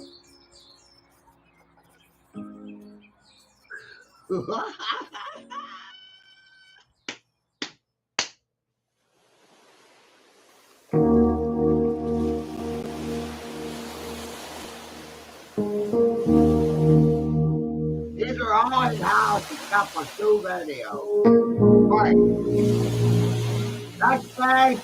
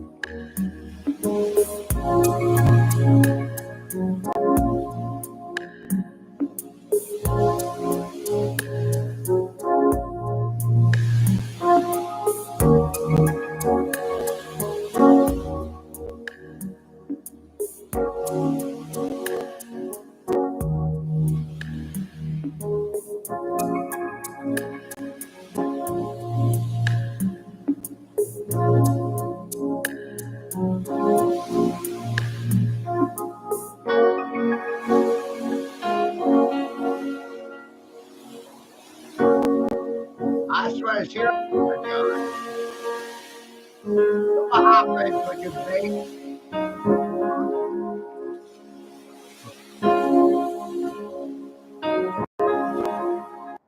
Look what happens when you make massive amounts of people chaotically see the same things, experience the same things simultaneously. Right? Because I don't physically know any of you. Nope. But I did randomly plant this in 40 social media floors. So we really don't know who's going to show up. But look at the reactions to it, right? That's the most important part. They don't really say anything. They don't disagree with anything. They don't argue with anything. They don't say much of anything, John. That's what you should be taking note of, right? The silence, the sound of silence, the silence of the lambs.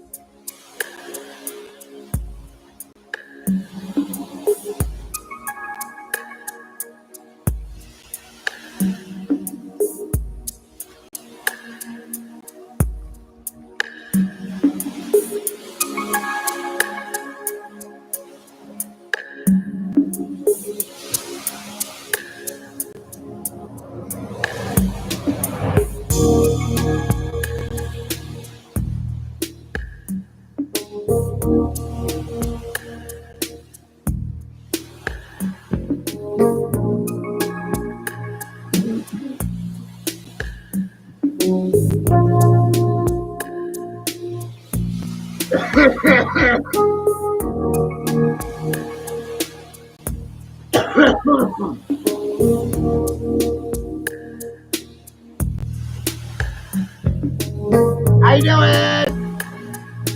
You know, if everybody shared with everybody, this could just blow up in their face. You know what I mean? It's insane. Bam! Bam! Bam! Bam!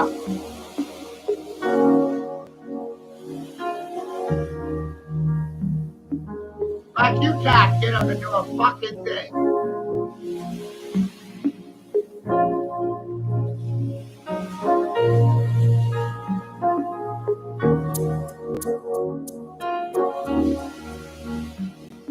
Hello!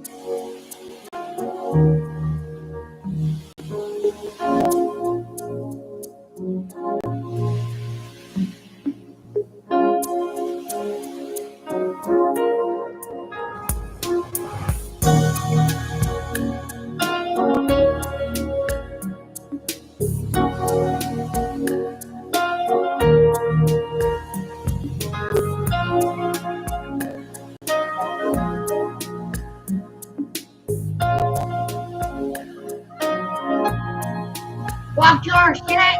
Right up! Wow!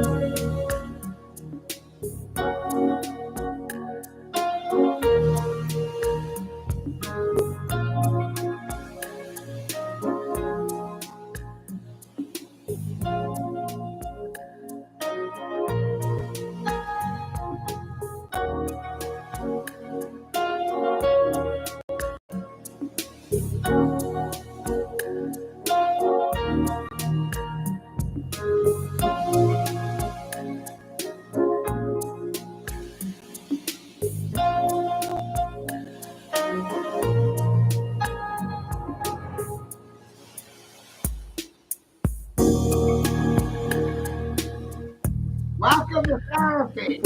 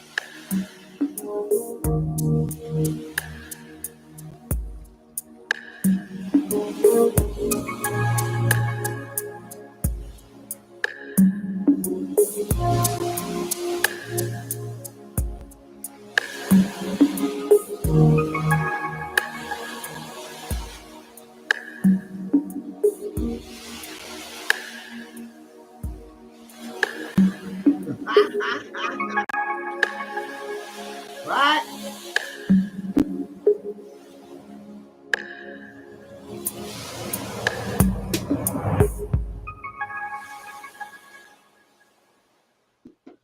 I know it. Right? I got a word for this. Akira. Good going. He's got clout. I got a word for those ones, John. They're the lurkers, lurking. Right? Lurkers, lurking. Waiting to troll king.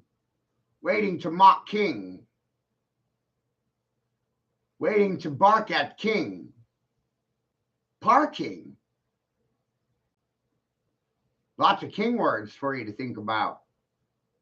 I'm talking. I do my own thinking, speaking, talking. The King's Command and Control Codex, is that a real thing or a conspiracy, do you think? It's something I just... What? Over 15,000 words with king in them. Some people are choking.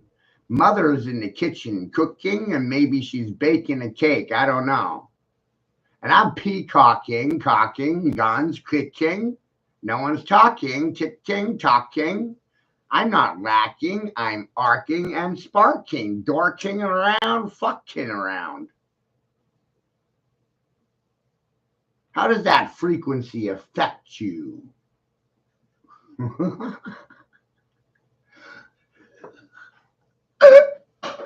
Right? I caused an effect. What was it? Silence? Was that the effect I caused?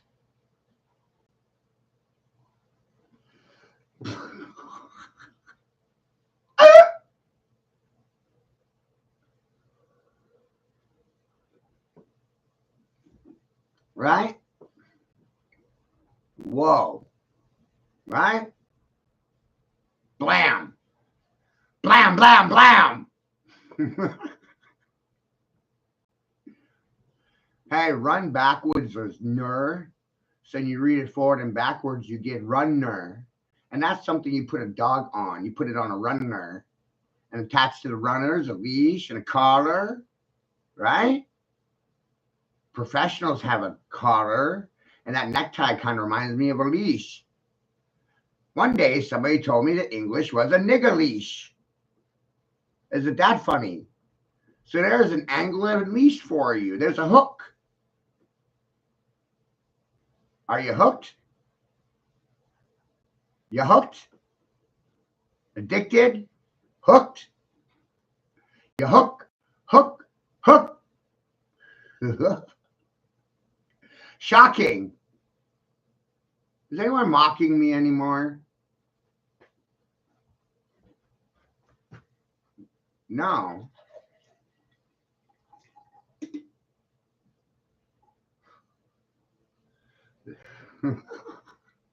Isn't that wild?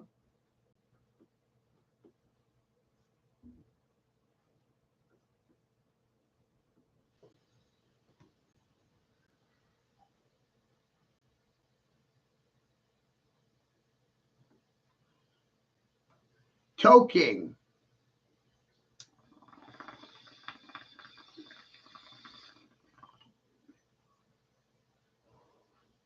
Smoke King.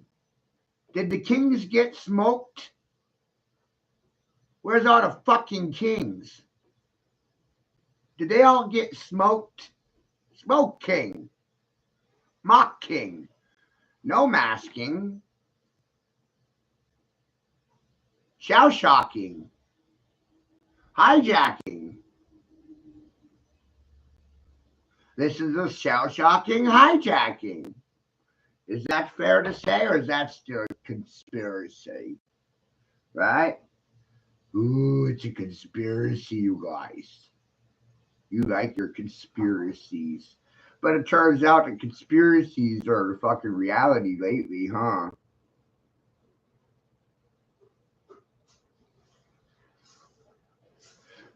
Pretty wild, right?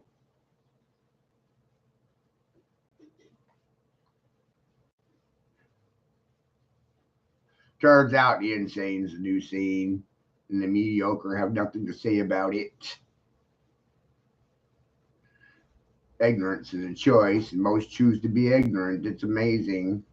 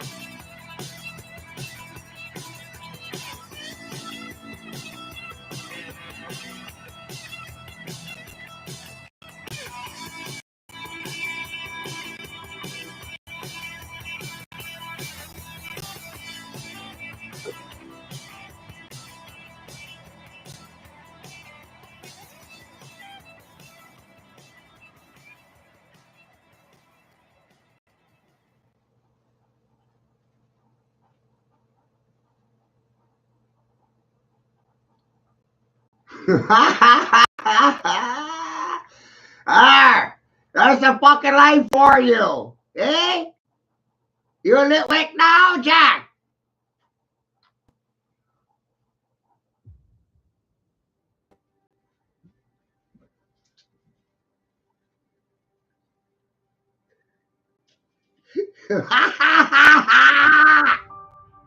Not fool, motherfucker! Take a Babylon!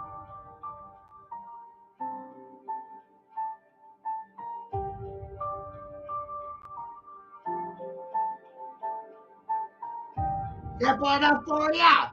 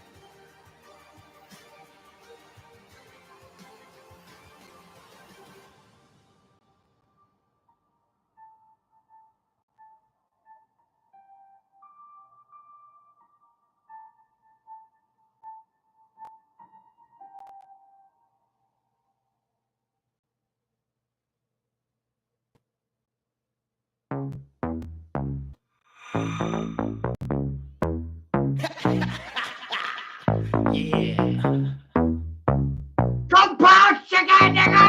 Jam on it. Yeah, we know.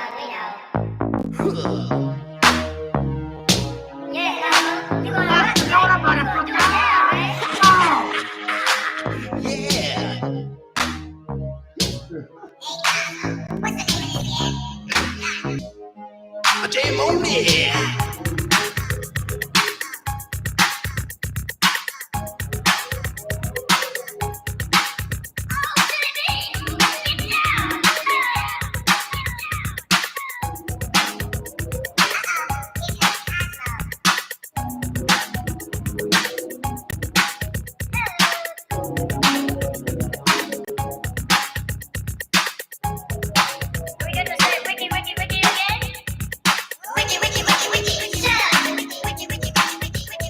Three words of the wax, then he still back. So getting down and then he giving no slack like a Burger King with the sack of Big Macs. We're throwing down with the rockables at one time. In your mind, you see, you gotta book it to your best ability. You gotta funk it up until they knock you down. And when you're funkin' up, make sure you pass it around. Come on, let's go to work. We got what'll make your body jerk. Make you throw your hands up in the air, shake your booty and scream, oh yeah, cause we are the jam on you and jamming on it is how we do the do. We'll funk you up until you book it down. So come on, people, check out the sound. Check out the sound. Check out the sound. Check out the sound. Check out the sound. Check out the sound. Check out the sound.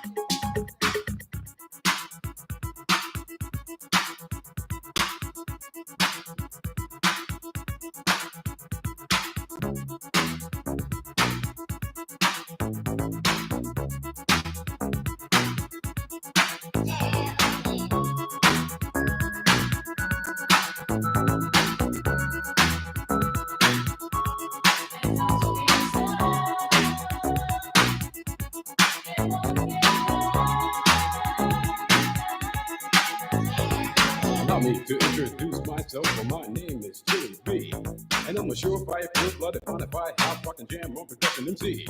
If you want the best, then put me to the test, and I'm sure you'll soon agree that I got no flaws, cause I'm down by law when it comes to rockin' viciously, you see. Cause when I was a little baby boy, my mama gave me a brand new toy. 2 turntables with a mic, and I learned to rock like a Dolomite. Time went by on this God creation. I knew someday I would rock the nation, so I made up my mind just what to do, and I joined with the Jam On production crew. So go crazy, don't let your body be lazy. I said don't stop the body rock till your eyesight starts to get hazy. To the sure shot beats, choose you to the bone, cause the Chili B's on the microphone. Till your mind is floating like you're in a dream, and you feel so good that you gotta scream. Jam on it, jam on it and on and on and on and on, cause the beat don't stop till everybody gone, and that doesn't happen till the break of dawn. Clean out your ears and you open your eye. If you wanna hear the music, just come alive. If you don't know how, get ready to learn, cause Cosmo's taking his turn to burn. Take the seed and O in the seed, then you add M-O and a freaking G, add a funky beat, and then what do you see? It's Cosmo D, yeah baby, that's me. I got the beat, that's oh so sweet. Without me rocking it's incomplete. So rock this yo, rock that yo, rock on and don't you dare stop. You rock this, rock that, and that's the fact. Cause the Jam On crew will rock your body right back. Rock the steam locomotive right off the track, and get the whole wide world of funk attack to the beat, yo. Get down, let me rock it to the rhythm of the funk. From hill to hill, from sea to sea, and when Jam On's rocking, everybody screams. I jam on and on and on it. And if you're feeling like you wanna dance on that, then go on ahead and flow it. Go jamming on is what we do best. It's what separates us from the rest. And if you don't think our crew's down for real, let me tell you what happened to the man of steel. Superman had cut it down to see who he could rock. He blew away every crew he faced until he reached our block. His speakers were 3 stories high with woofers made of steel. And when we bought our set outside, he said, real.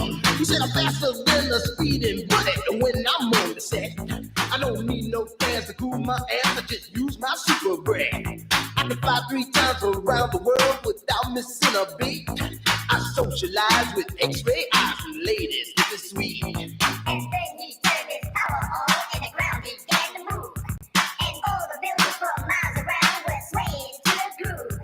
And just when he had pulled the crowd and swore he won the fight, We rock this boat with a 12-inch cut called Disco Kryptonite. Well, Superman looked up at me, he said you rock so naturally. I said now that you've learned the deal, let me tell you why I'm so for real. I'm Cosmo D from outer space. I came to rock the human race. I do it right because I can't do it wrong. That's why the whole world is singing this song. I jam on it. I say jam jam on it. As day turns to night and night turns to day, whatever time it is, I wanna hear you say jam on it. I jam on it. I say jam on jam on it. Jam all around and upside down. I keep the jamming to the jam on production sound. Jam on it. I jam on it. I said jam on it. I said jam on is the funky beat that takes control with the short sharp beat that'll rock your soul. Jam on it. I jam on it. I said jam on it. Get out of your seat and jam to the beat and don't you dare stop your early morning. Jam on it. Jam on it. Jam on it. Jam on it. Jam on it. Jam on it.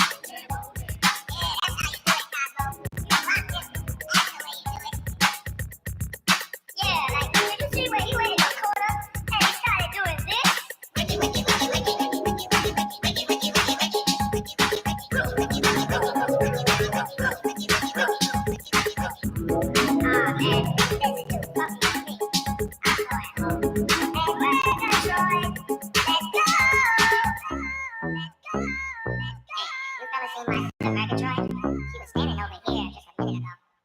Yeah, I think I saw over there with Randy. Who's rocking the mic, you know?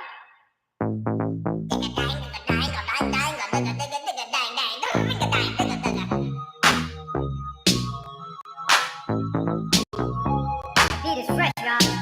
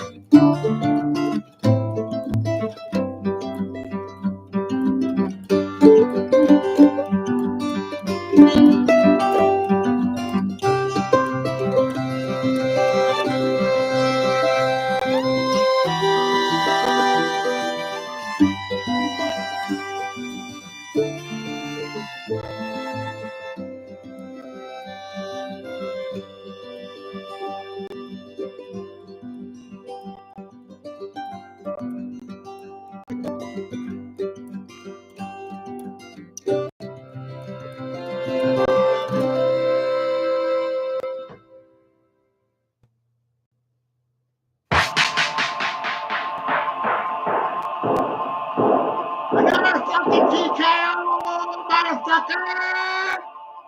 80 straight days, assholes and elbows. Y'all got them, but you don't have to fight. That's the big news, you got a big news. You don't have that. You don't have a classroom. And a court as well. And a church. How you feel? How you feeling, assholes?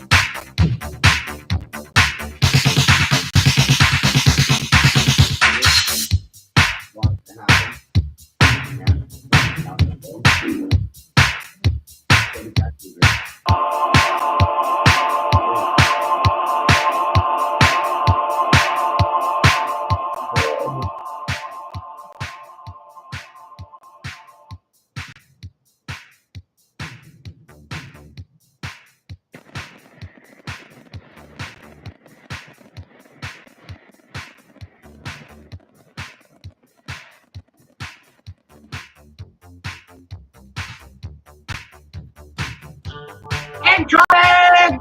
Down!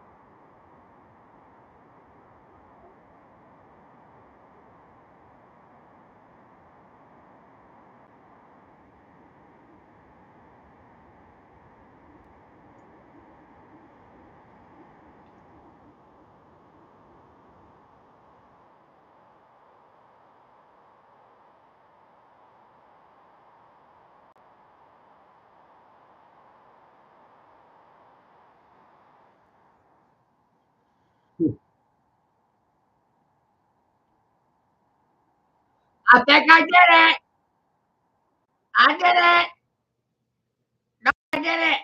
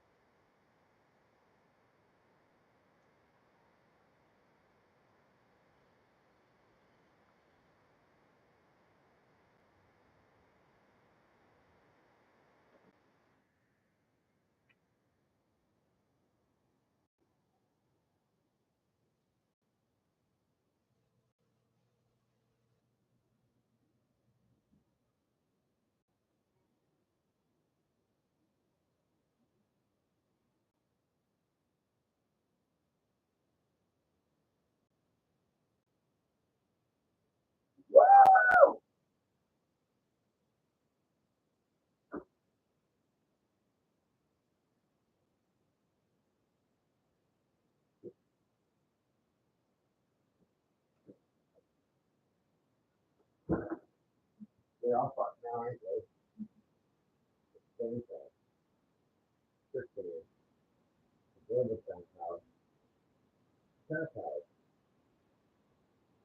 they?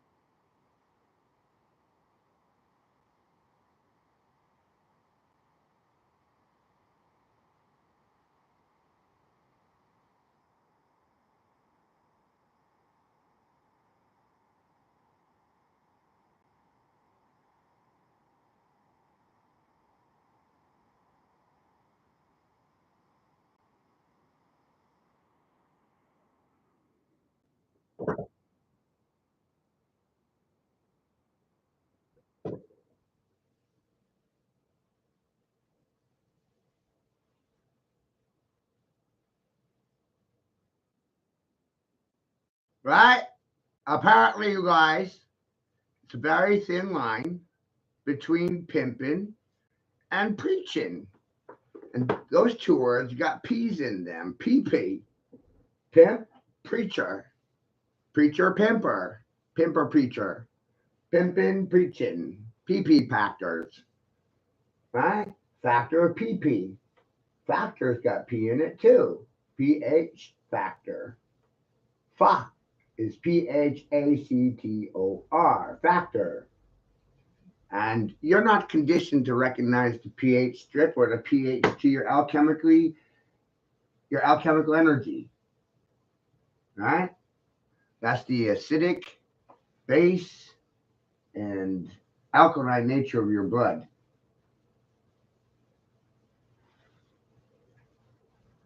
Right?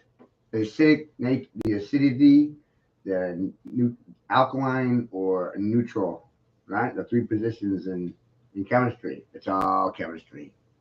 It's all alchemy. It's all elementary, elemental. Salt is neutral. Salt is, yes, but salt is the original contract. Contract is provident or covenant. Covenant is contract. So sweat was the original contract between God and man. And labor is a key word here too, because it's gender neutral. Women labor, men labor. Gives you two different perspectives, doesn't it? When you're working, you're laboring. When you're birthing, you're laboring. So sweat is the common factor in labor. Without sweat, there's no promise. And that's the salt. The salt, what's in your sweat? Salt. Covenant of salt. Without labor, without work, you can't have faith in yourself if you don't do the work for yourself.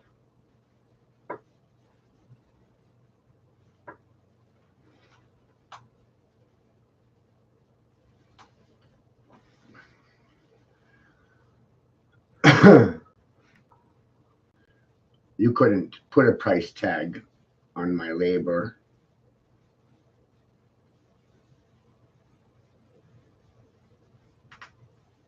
That's just me being real. And the thanks I got was the abduction of my son. That's me being real. They really love me, John. They love me so much they stole my fucking son and then sat silent about it and expect me to, what, appreciate their silence? Silence of the lambs?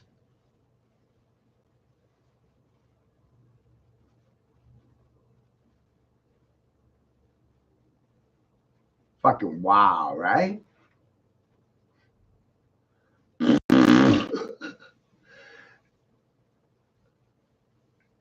And they always come in here asking me about other people. And I'm like, this is my house. How fucking disrespectful. Who the fuck are you? Who the fuck are you? Who are you? Where are you? When are you? How'd you get here? Where are you going? What are you? Who the fuck are you? What the fuck are you? Where the fuck are you? When the fuck are you? How the fuck you doing now?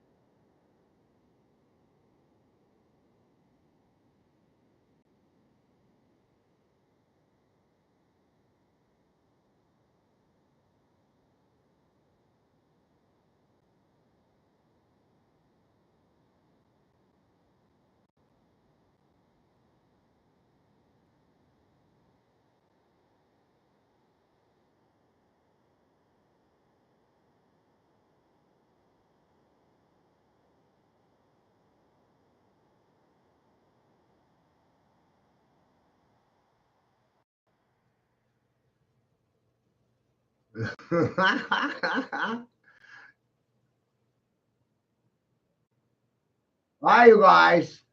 How you doing in there? Now,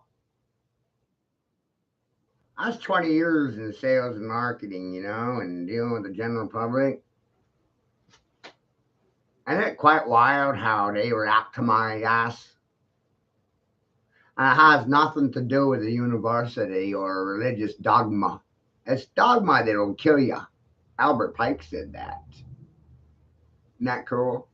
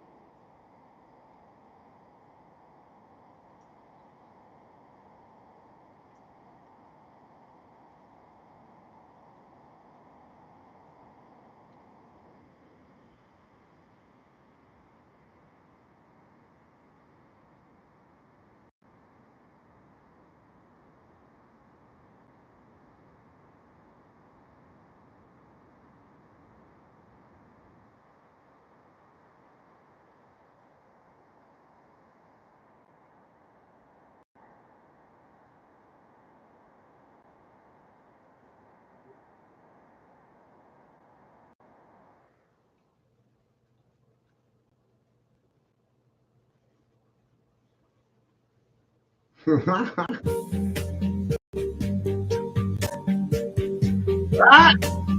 Wow! Wow!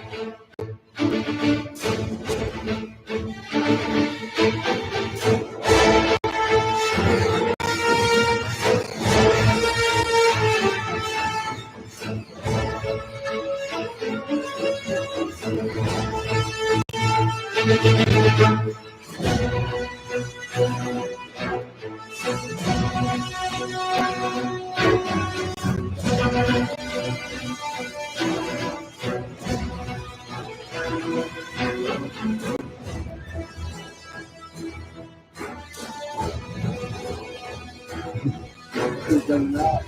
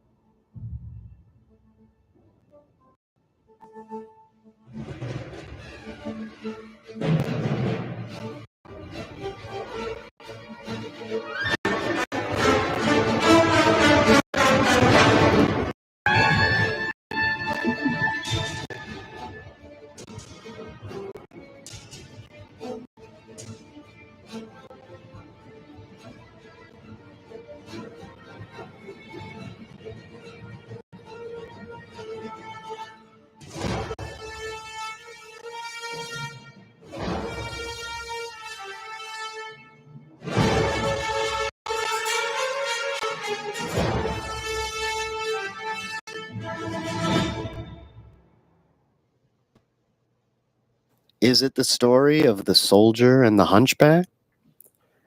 The connection between the worlds of intelligence and the occult should go without saying, but there are many things to say. In England, it's a very well-established fact, dating back to Elizabeth I and her court astrologer, Dr. John Dee, the original 007 who coined the term the British Empire. It is equally well established that Aleister Crowley worked for British intelligence. Although his intelligence role is thought to be much more modest and peripheral than Dr. Dee's, it is generally accepted as plausible, sometimes presented as established fact, that Crowley had enough influence to have his proposed anti-swastika power symbol, the V for victory, adopted by Churchill himself. Crowley's connections were to naval intelligence, and Churchill was the First Lord of the Admiralty during World War I, so he would have been Crowley's direct superior when Crowley was loudly pretending to be anti-British in New York. In the States, the Office of Naval Intelligence is associated with the fake counterculture of the Laurel Canyon scene, which is also associated with the V sign. So, it's accepted that there were very few degrees of separation between these luminaries, but no suggestion of a meeting, which is a bit surprising since they had rather a lot in common. Churchill is also known as a drug addict, for one thing. He was a Freemason, naturally, but had you heard that Churchill was initiated as a druid? Did you know he had a reputation for being psychic? His intuition supposedly saved his own life or the lives of others on 3 separate occasions. So Churchill was rocking some unexpectedly Crowleyan attributes.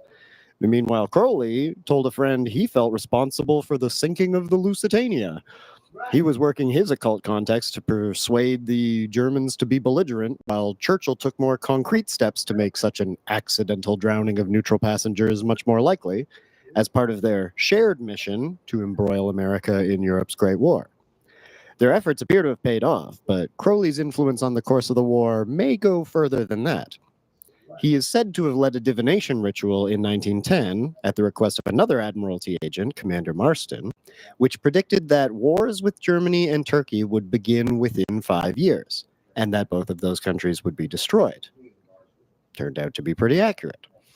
In the novel Moonchild, Crowley's avatar Simon If dismisses everyone who thinks they know why World War I started and says it was, quote, I who made it, explaining that it is a necessary catalyst for the emergence of the new aeon. Even more relevant are Crowley's short stories featuring Simon If as a sleuth who not only solves crimes, but sometimes colludes with journalists and law enforcement to cover up the truth, promising, I will arrange with the consulate for secrecy. He concludes another case by musing that they should install the murderer as Minister for Education. It's implied he could perhaps actually arrange for this as a revered senior member of the local elite secret society, the Hemlock Club. Elsewhere, Simon If has enough pull with the Admiralty to borrow a top-secret advanced vehicle just so he can create a puzzle for his friend. In short, Simon If has the sensibility of Crowley, and the connections of Churchill. The suspicious accuracy of Crowley's World War I prediction is nothing compared to a Simon If tale of high political intrigue titled A Sense of Incongruity, which features a plot against America by what was, at the end of World War I, when the story was written, a very unlikely alliance of Austria and Japan, which turned out to be a big bullseye, Hitler being from Austria.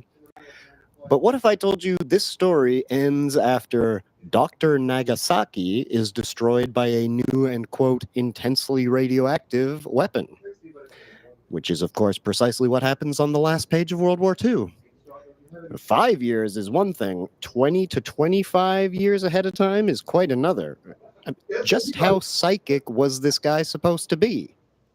Or, if the script for the next war was set that far in advance, why would a supposedly lowly agent like Crowley know all about it? The editor, William Breeze, is startled, obviously, and describes Crowley as, quote, eerily prescient. Just really another way of saying coincidence theory.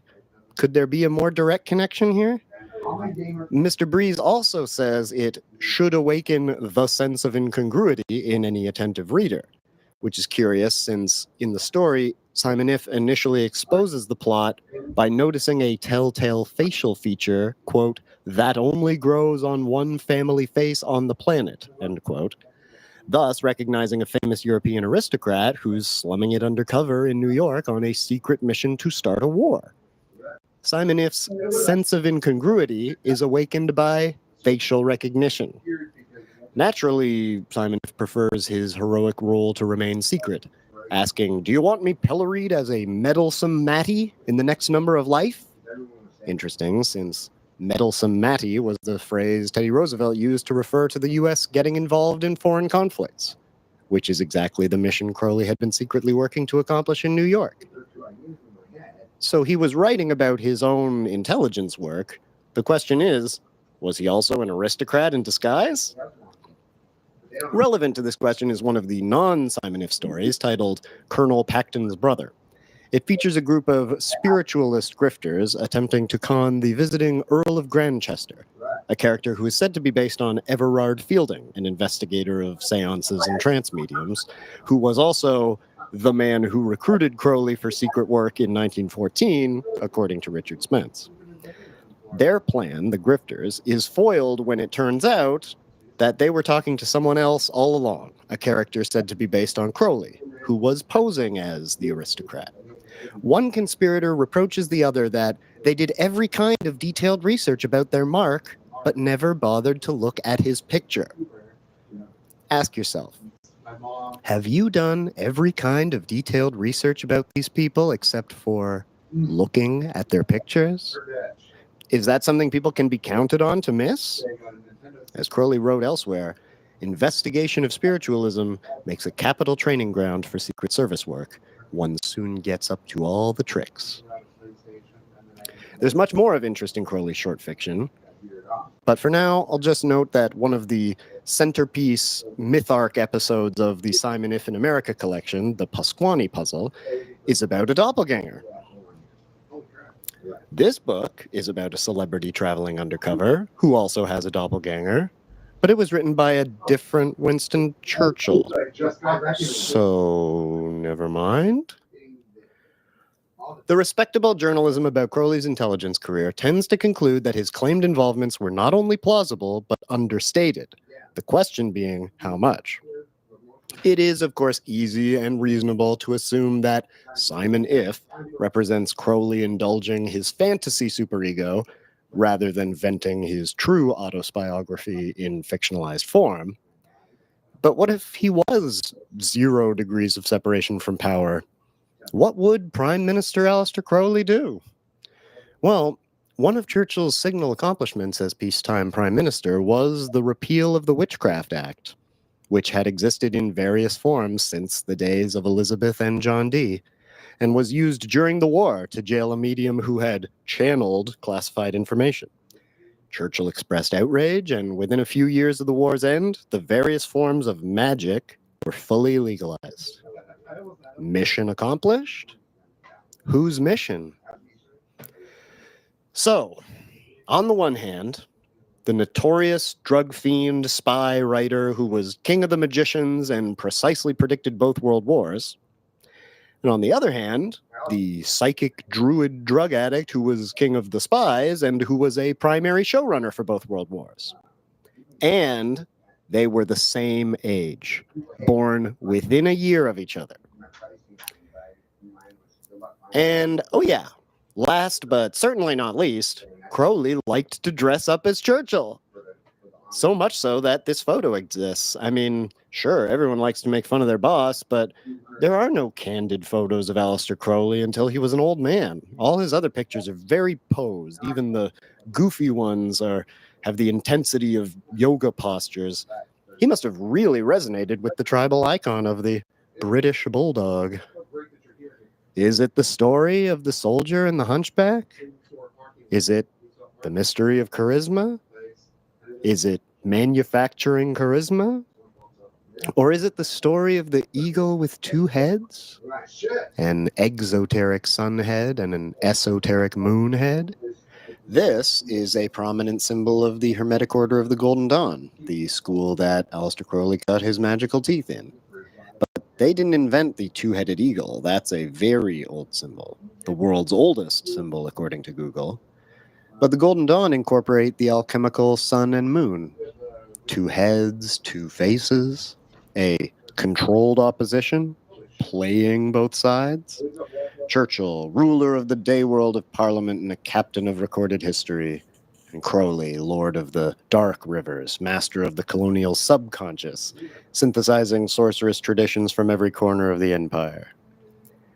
It's just that on top of all of this, these two really look alike. This resemblance is remarkable on its own.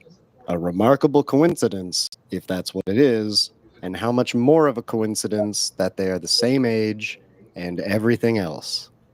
If this is a coincidence, it is analogous to the great coincidence of the apparently identical size of the sun and the moon. If this is a coincidence, consider it an eclipse.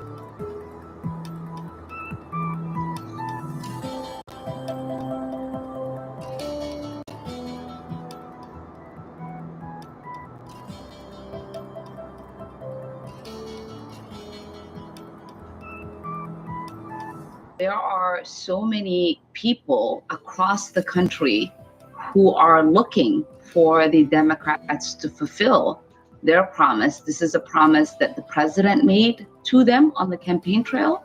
It is the promise that we when we were campaigning made.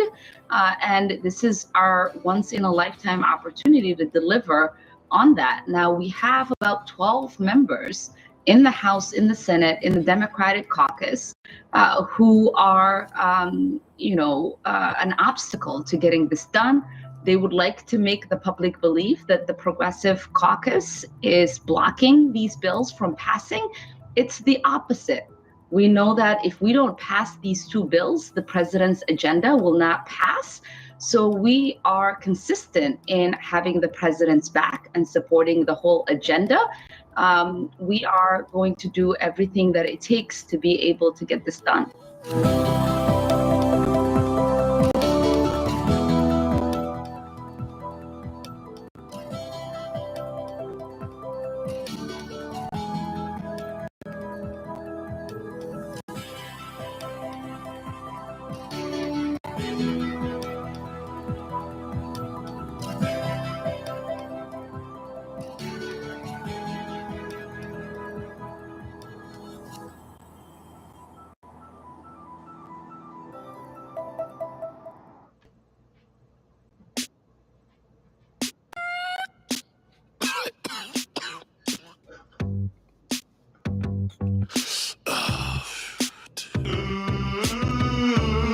Shout out to Bass Records. Hey, yo, Hunter. Roll up another one of them congressional blunts, brother. He was gonna get his laptop fixed, but Hunter got high. He wasn't gonna show all them dick pics, but Hunter got high. He should've let Hillary bleach his whole hard drive. Yeah, Hunter got high. Hunter got high. Hunter got high.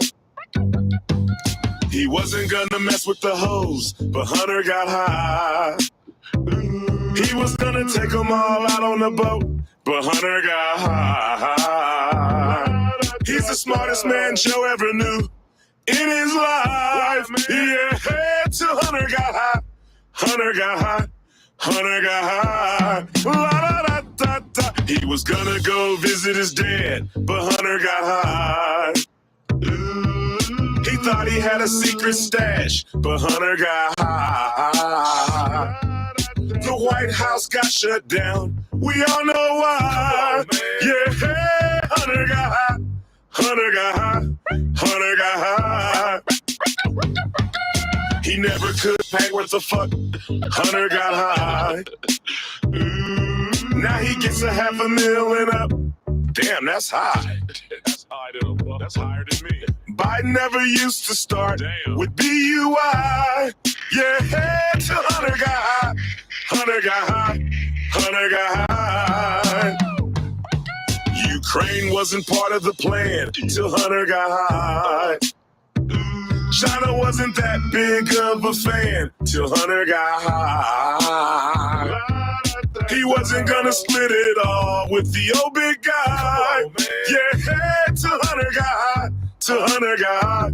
Hunter got high. He wasn't gonna go to court, but Hunter got high. He never been indicted before, but Hunter got high. His attorney's out smoking a bowl, and we all know why. Yeah, cause Hunter got high. Hunter got high. Hunter got high. He was making 80 G's a month, but Hunter got high. On a job brother ain't never done. Hunter got high. He got more LLCs than John Gotti's ex-wife. Yeah, Hunter got high. Hunter got high. Hunter got high. His cousin was never a pimp till Hunter got high. He had the best friends that money could rent, but Hunter got high. Just imagine if he wasn't rich and so damn white. Yeah, the cops will raid his house, eat his lemon pound cake, disconnect his cameras and steal his money.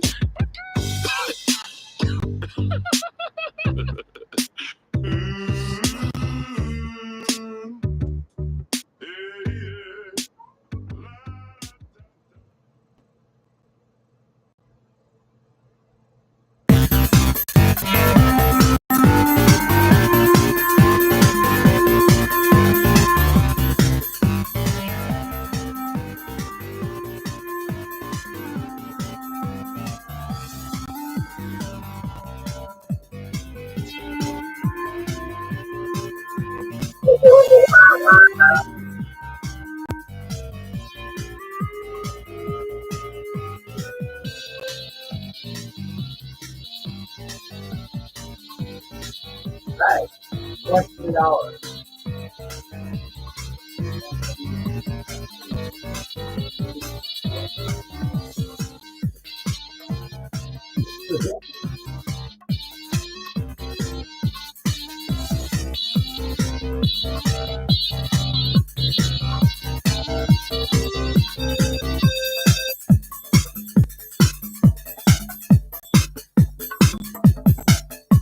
If you have a piece of crack cocaine, no bigger than this quarter that I'm holding in my hand, 1/4 of $1, we passed a law through the leadership of Senator Thurmond and myself and others, a law that says if you're caught with that, you go to jail for 5 years.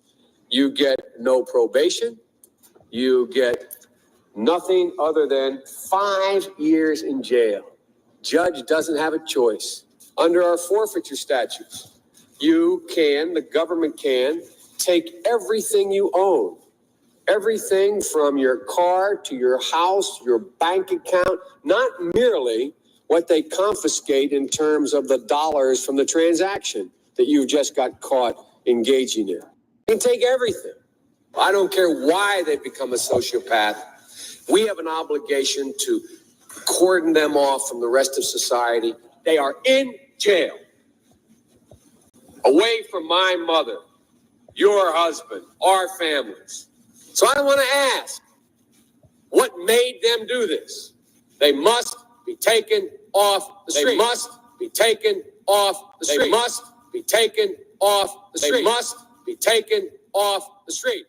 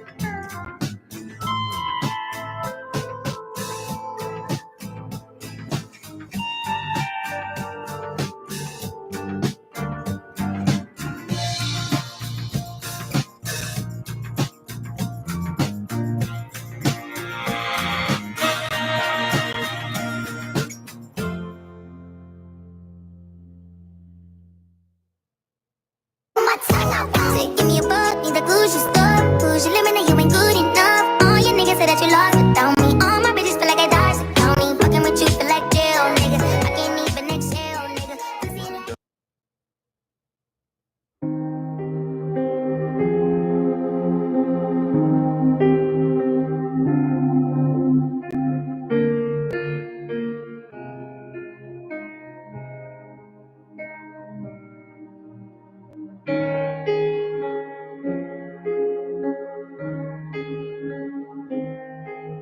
See it. You ready? Let's go. Yeah. For those of you that want to know.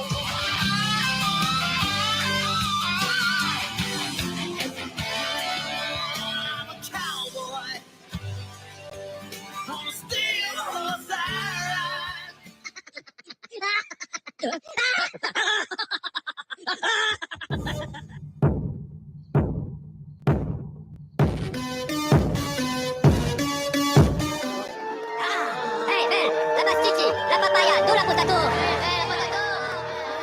I count money, I count money, I count money. I swear in a hungry, that's what I call y'all deal.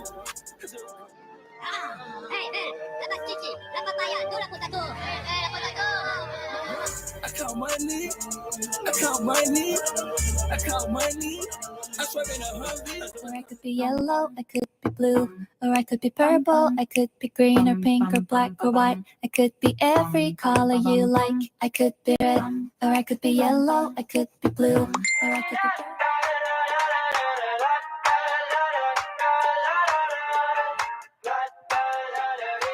I got my head out the sunroof. I'm blasting our favorite tunes.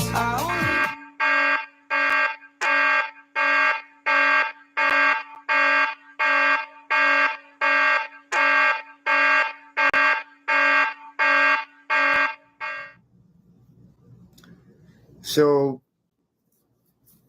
how y'all doing? I'm pretty.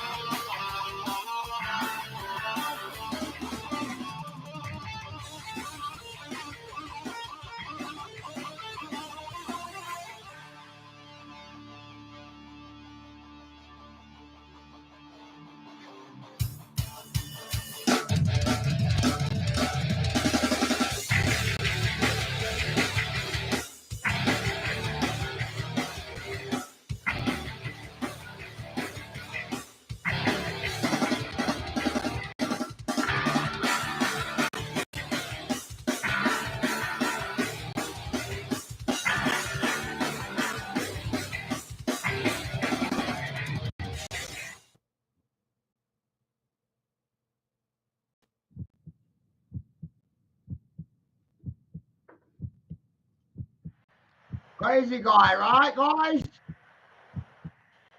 Insanity. Welcome to the madhouse. Right? Madhouse.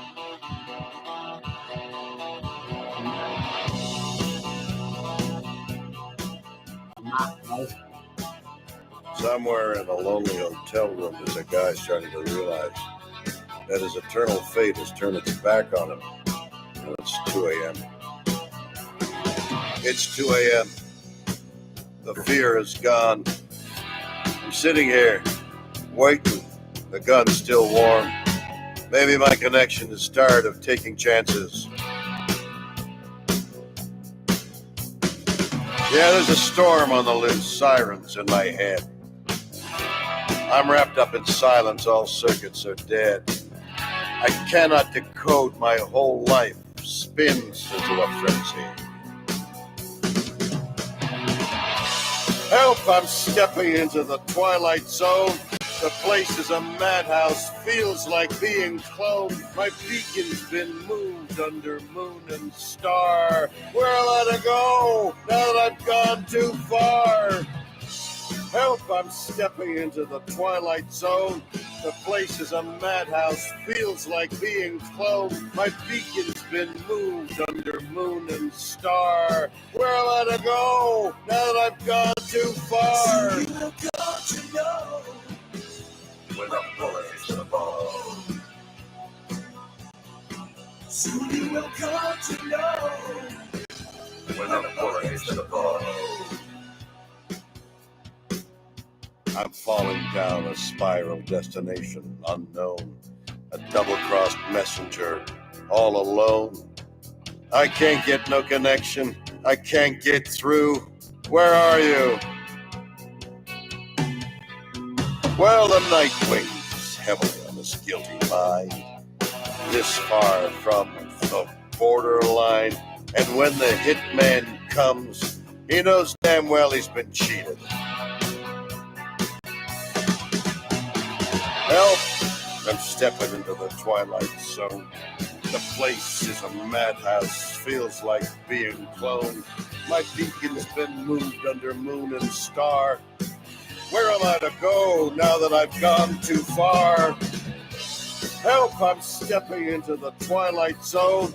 The place is a madhouse, feels like being cloned. My beacon's been moved under moon and star. Where am I to go now that I've gone too far? So you will come to know when the bullet hits the bone.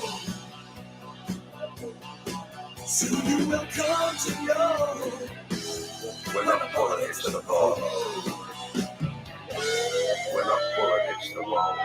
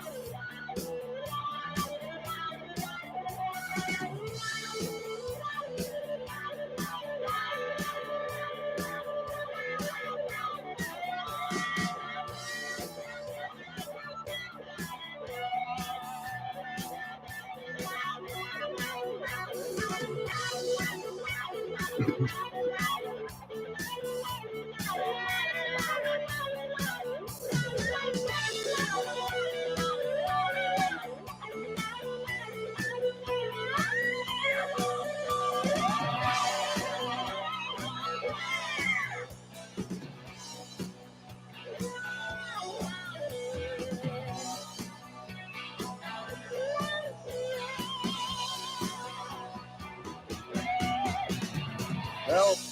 I'm stepping into the twilight zone.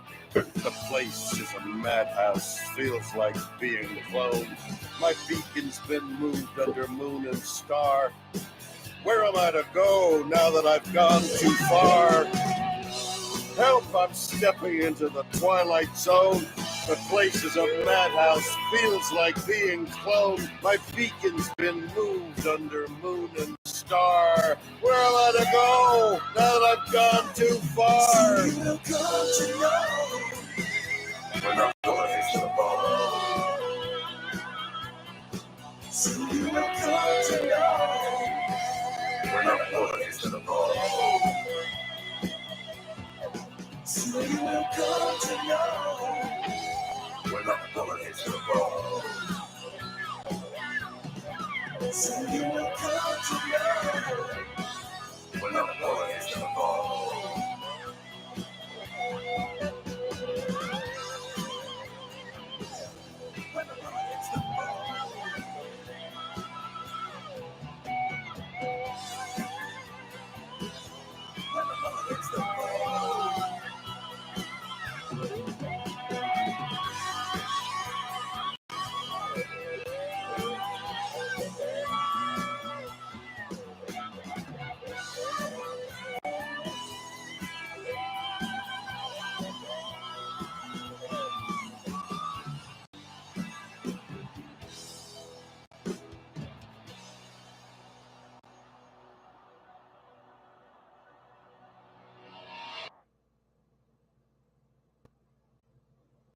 You are a fighter, and this is your reward. Modelo, the mark of a fighter. Hello, I'm Bill Gates. I've been hearing a lot of crazy theories about me, that I invented the coronavirus, that I want to inject you all with tracking devices, and I'm here to say that that's all true, and much, much more. Bitch, I'm Bill Gates. Watch me pull up to the party. Open the doors and the hoes hopping out the Bugatti. Walking the place and not cranking the bass. Making things shake like we in Abu Dhabi. Rock so much Falco, that shit is safari. Clad in the cloak cause I'm Illuminati. Corona ain't coming from Asia. I'm the sauce, teriyaki. I be in tight with the deep state. Do what I like, got a blank check, buy me a clean slate. Hung out with Jeffrey, but when shit got messy, I hung him. Now Jeffrey ain't seeing release date. Hillary, speak out, we mates. Think they're so, please wait. How many other conspiracies about me? At least 8. You know that pimp with the gray hair. Got a side hustle, sell kids on Wayfair. Couldn't care less cause Bill never played fair. Grab a couple titles, escape from daycare. Not telling you again, kids, stay there. Make a pretty penny like Mayfair, 10K for a cabinet. That's the place where I keep them locked up like their brother in jail. I'm on the lean like the Tower of Pisa, spreading 5G cause the virus of each. I'm making those trillions cause I'm reptilian. Me and the queen, we are both the same creature. New world order out in Geneva, liking my ladies if they are Lolita. First name Bill, last name Gates. Bet you didn't know that my middle name Pizza. By the way, I'm Q. I'm behind everything crazy that goes on in this world. Why do I do it? Why does anyone do anything? All you need to know is you're a cuck. Bitch, I'm Bill Gates. Watch me pull up at your place. Park in the whip and I hop out the Wraith. One moment you're there playing Xbox and next thing I'm putting the stick in your face. None of you haters is safe. All of you meeting the fate. Begging for mercy like wait. All you impose like this shit debate. I point at the base and empty the case. All of y'all thought Bill was a has-been. So I'm back from the lab with a vaccine. Injecting machines in your bloodstream. 8 billion track ton of flat screen. Damn it, you're right. He got a tracking device. He grabbing your rights. Erasing them like he's formatting a drive. And I'll be fucking your wife. Yeah, I'll be fucking your wife. Keeping her screaming at night. Bill know the things that she likes. She looking fine in the jeans. Hat man, I be leaving my mark. Chat man, she be giving me jobs. Mac fan, I be taking a cherry. Pac man, give her that cream like her name is Ganesha. She and Melinda, so I don't respect her. I'm the injector, give her the nectar. She screaming yes like a broken electra. She like the way that I choke her. Ever had a dick like this? No sir, I bust a nut and I ghost her. Bitch done on both sides like a toaster. I come in her eye till it's red like a bino. Grabbing my dick like the shit is the tide rope. Charging the pussy, she call me a rhino. Call me Hitchcock, bitch, I'm a maestro. Did it in the shower, psycho. Did it in the shower, hydro. My dick long like a slideshow. Yo dick soft, micro. I'm just kidding. Oh, sorry, I have to take this.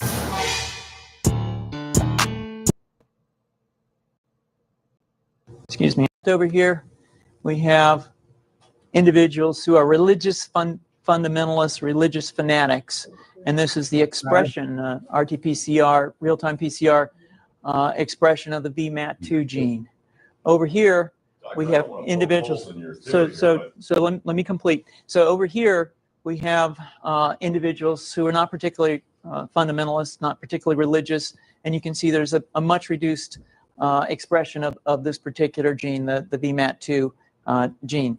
Another evidence that supports our hypothesis for the development of this approach. What you see here is by spreading this virus, we're going to eliminate individuals from donning on a bomb vest and going into a market and blowing up the market. So our hypothesis is that these are fanatical people, that they have overexpression of the VMAT2 gene, and that by vaccinating them against this, we'll eliminate this behavior.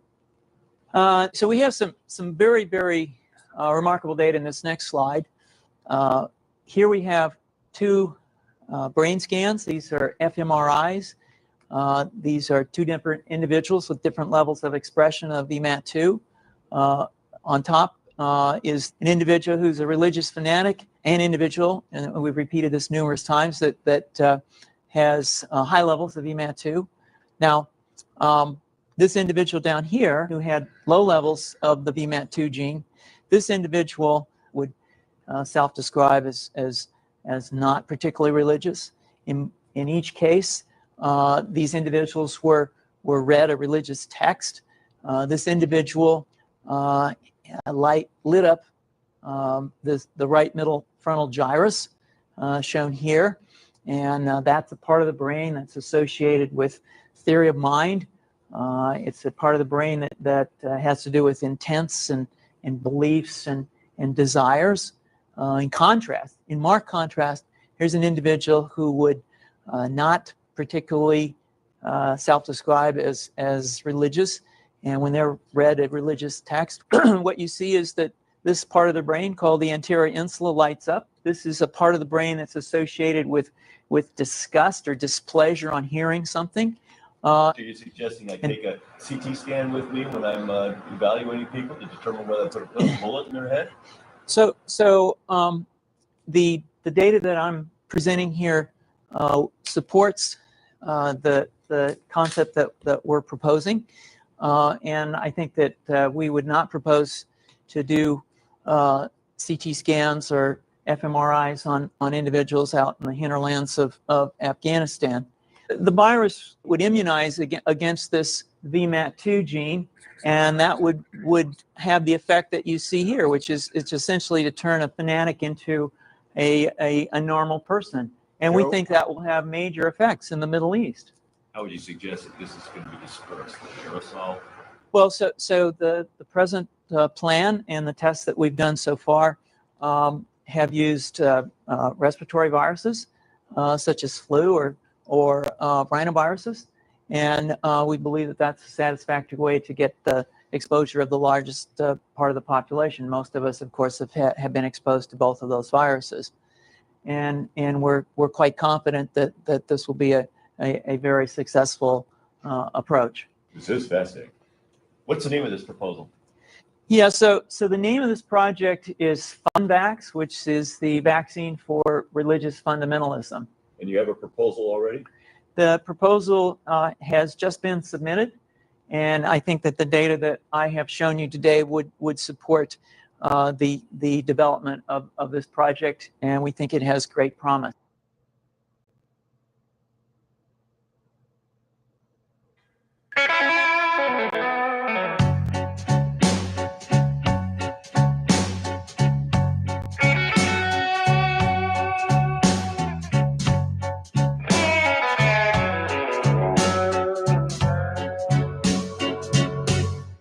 I blocked dopamine D2.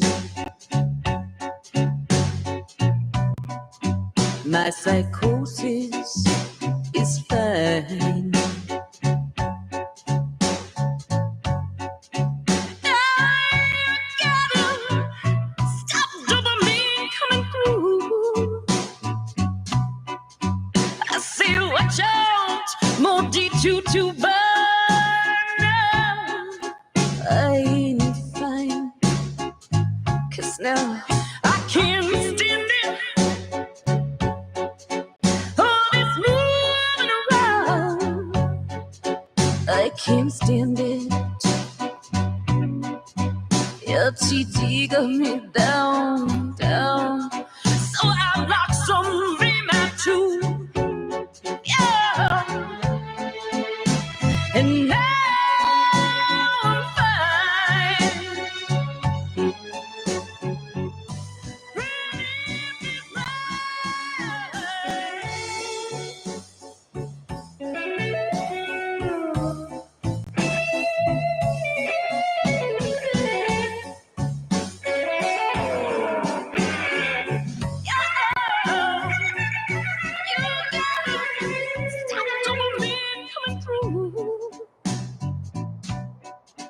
I say watch out, these motions in my nose. They might too much detour. Can't you see too much detour? Too much detour, detour. Psychotropics have caused me to move. So I blocked some remap too. Yes, I did. And now I'm fine.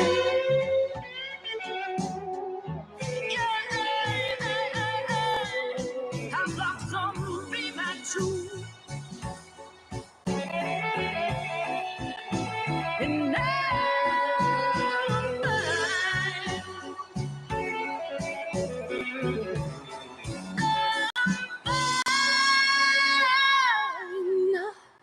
Relief is mine.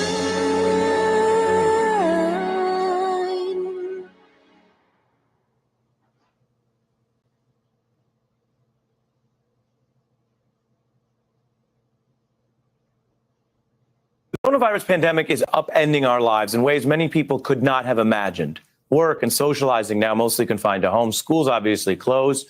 Most long-term plans canceled. And while some in the federal government seemed caught off guard, this very problem is something some leaders did warn about. One of the world's... All right, you guys. 4-hour stream. I couldn't get you to say a thing. It's amazing. I don't even know anymore. Mad world.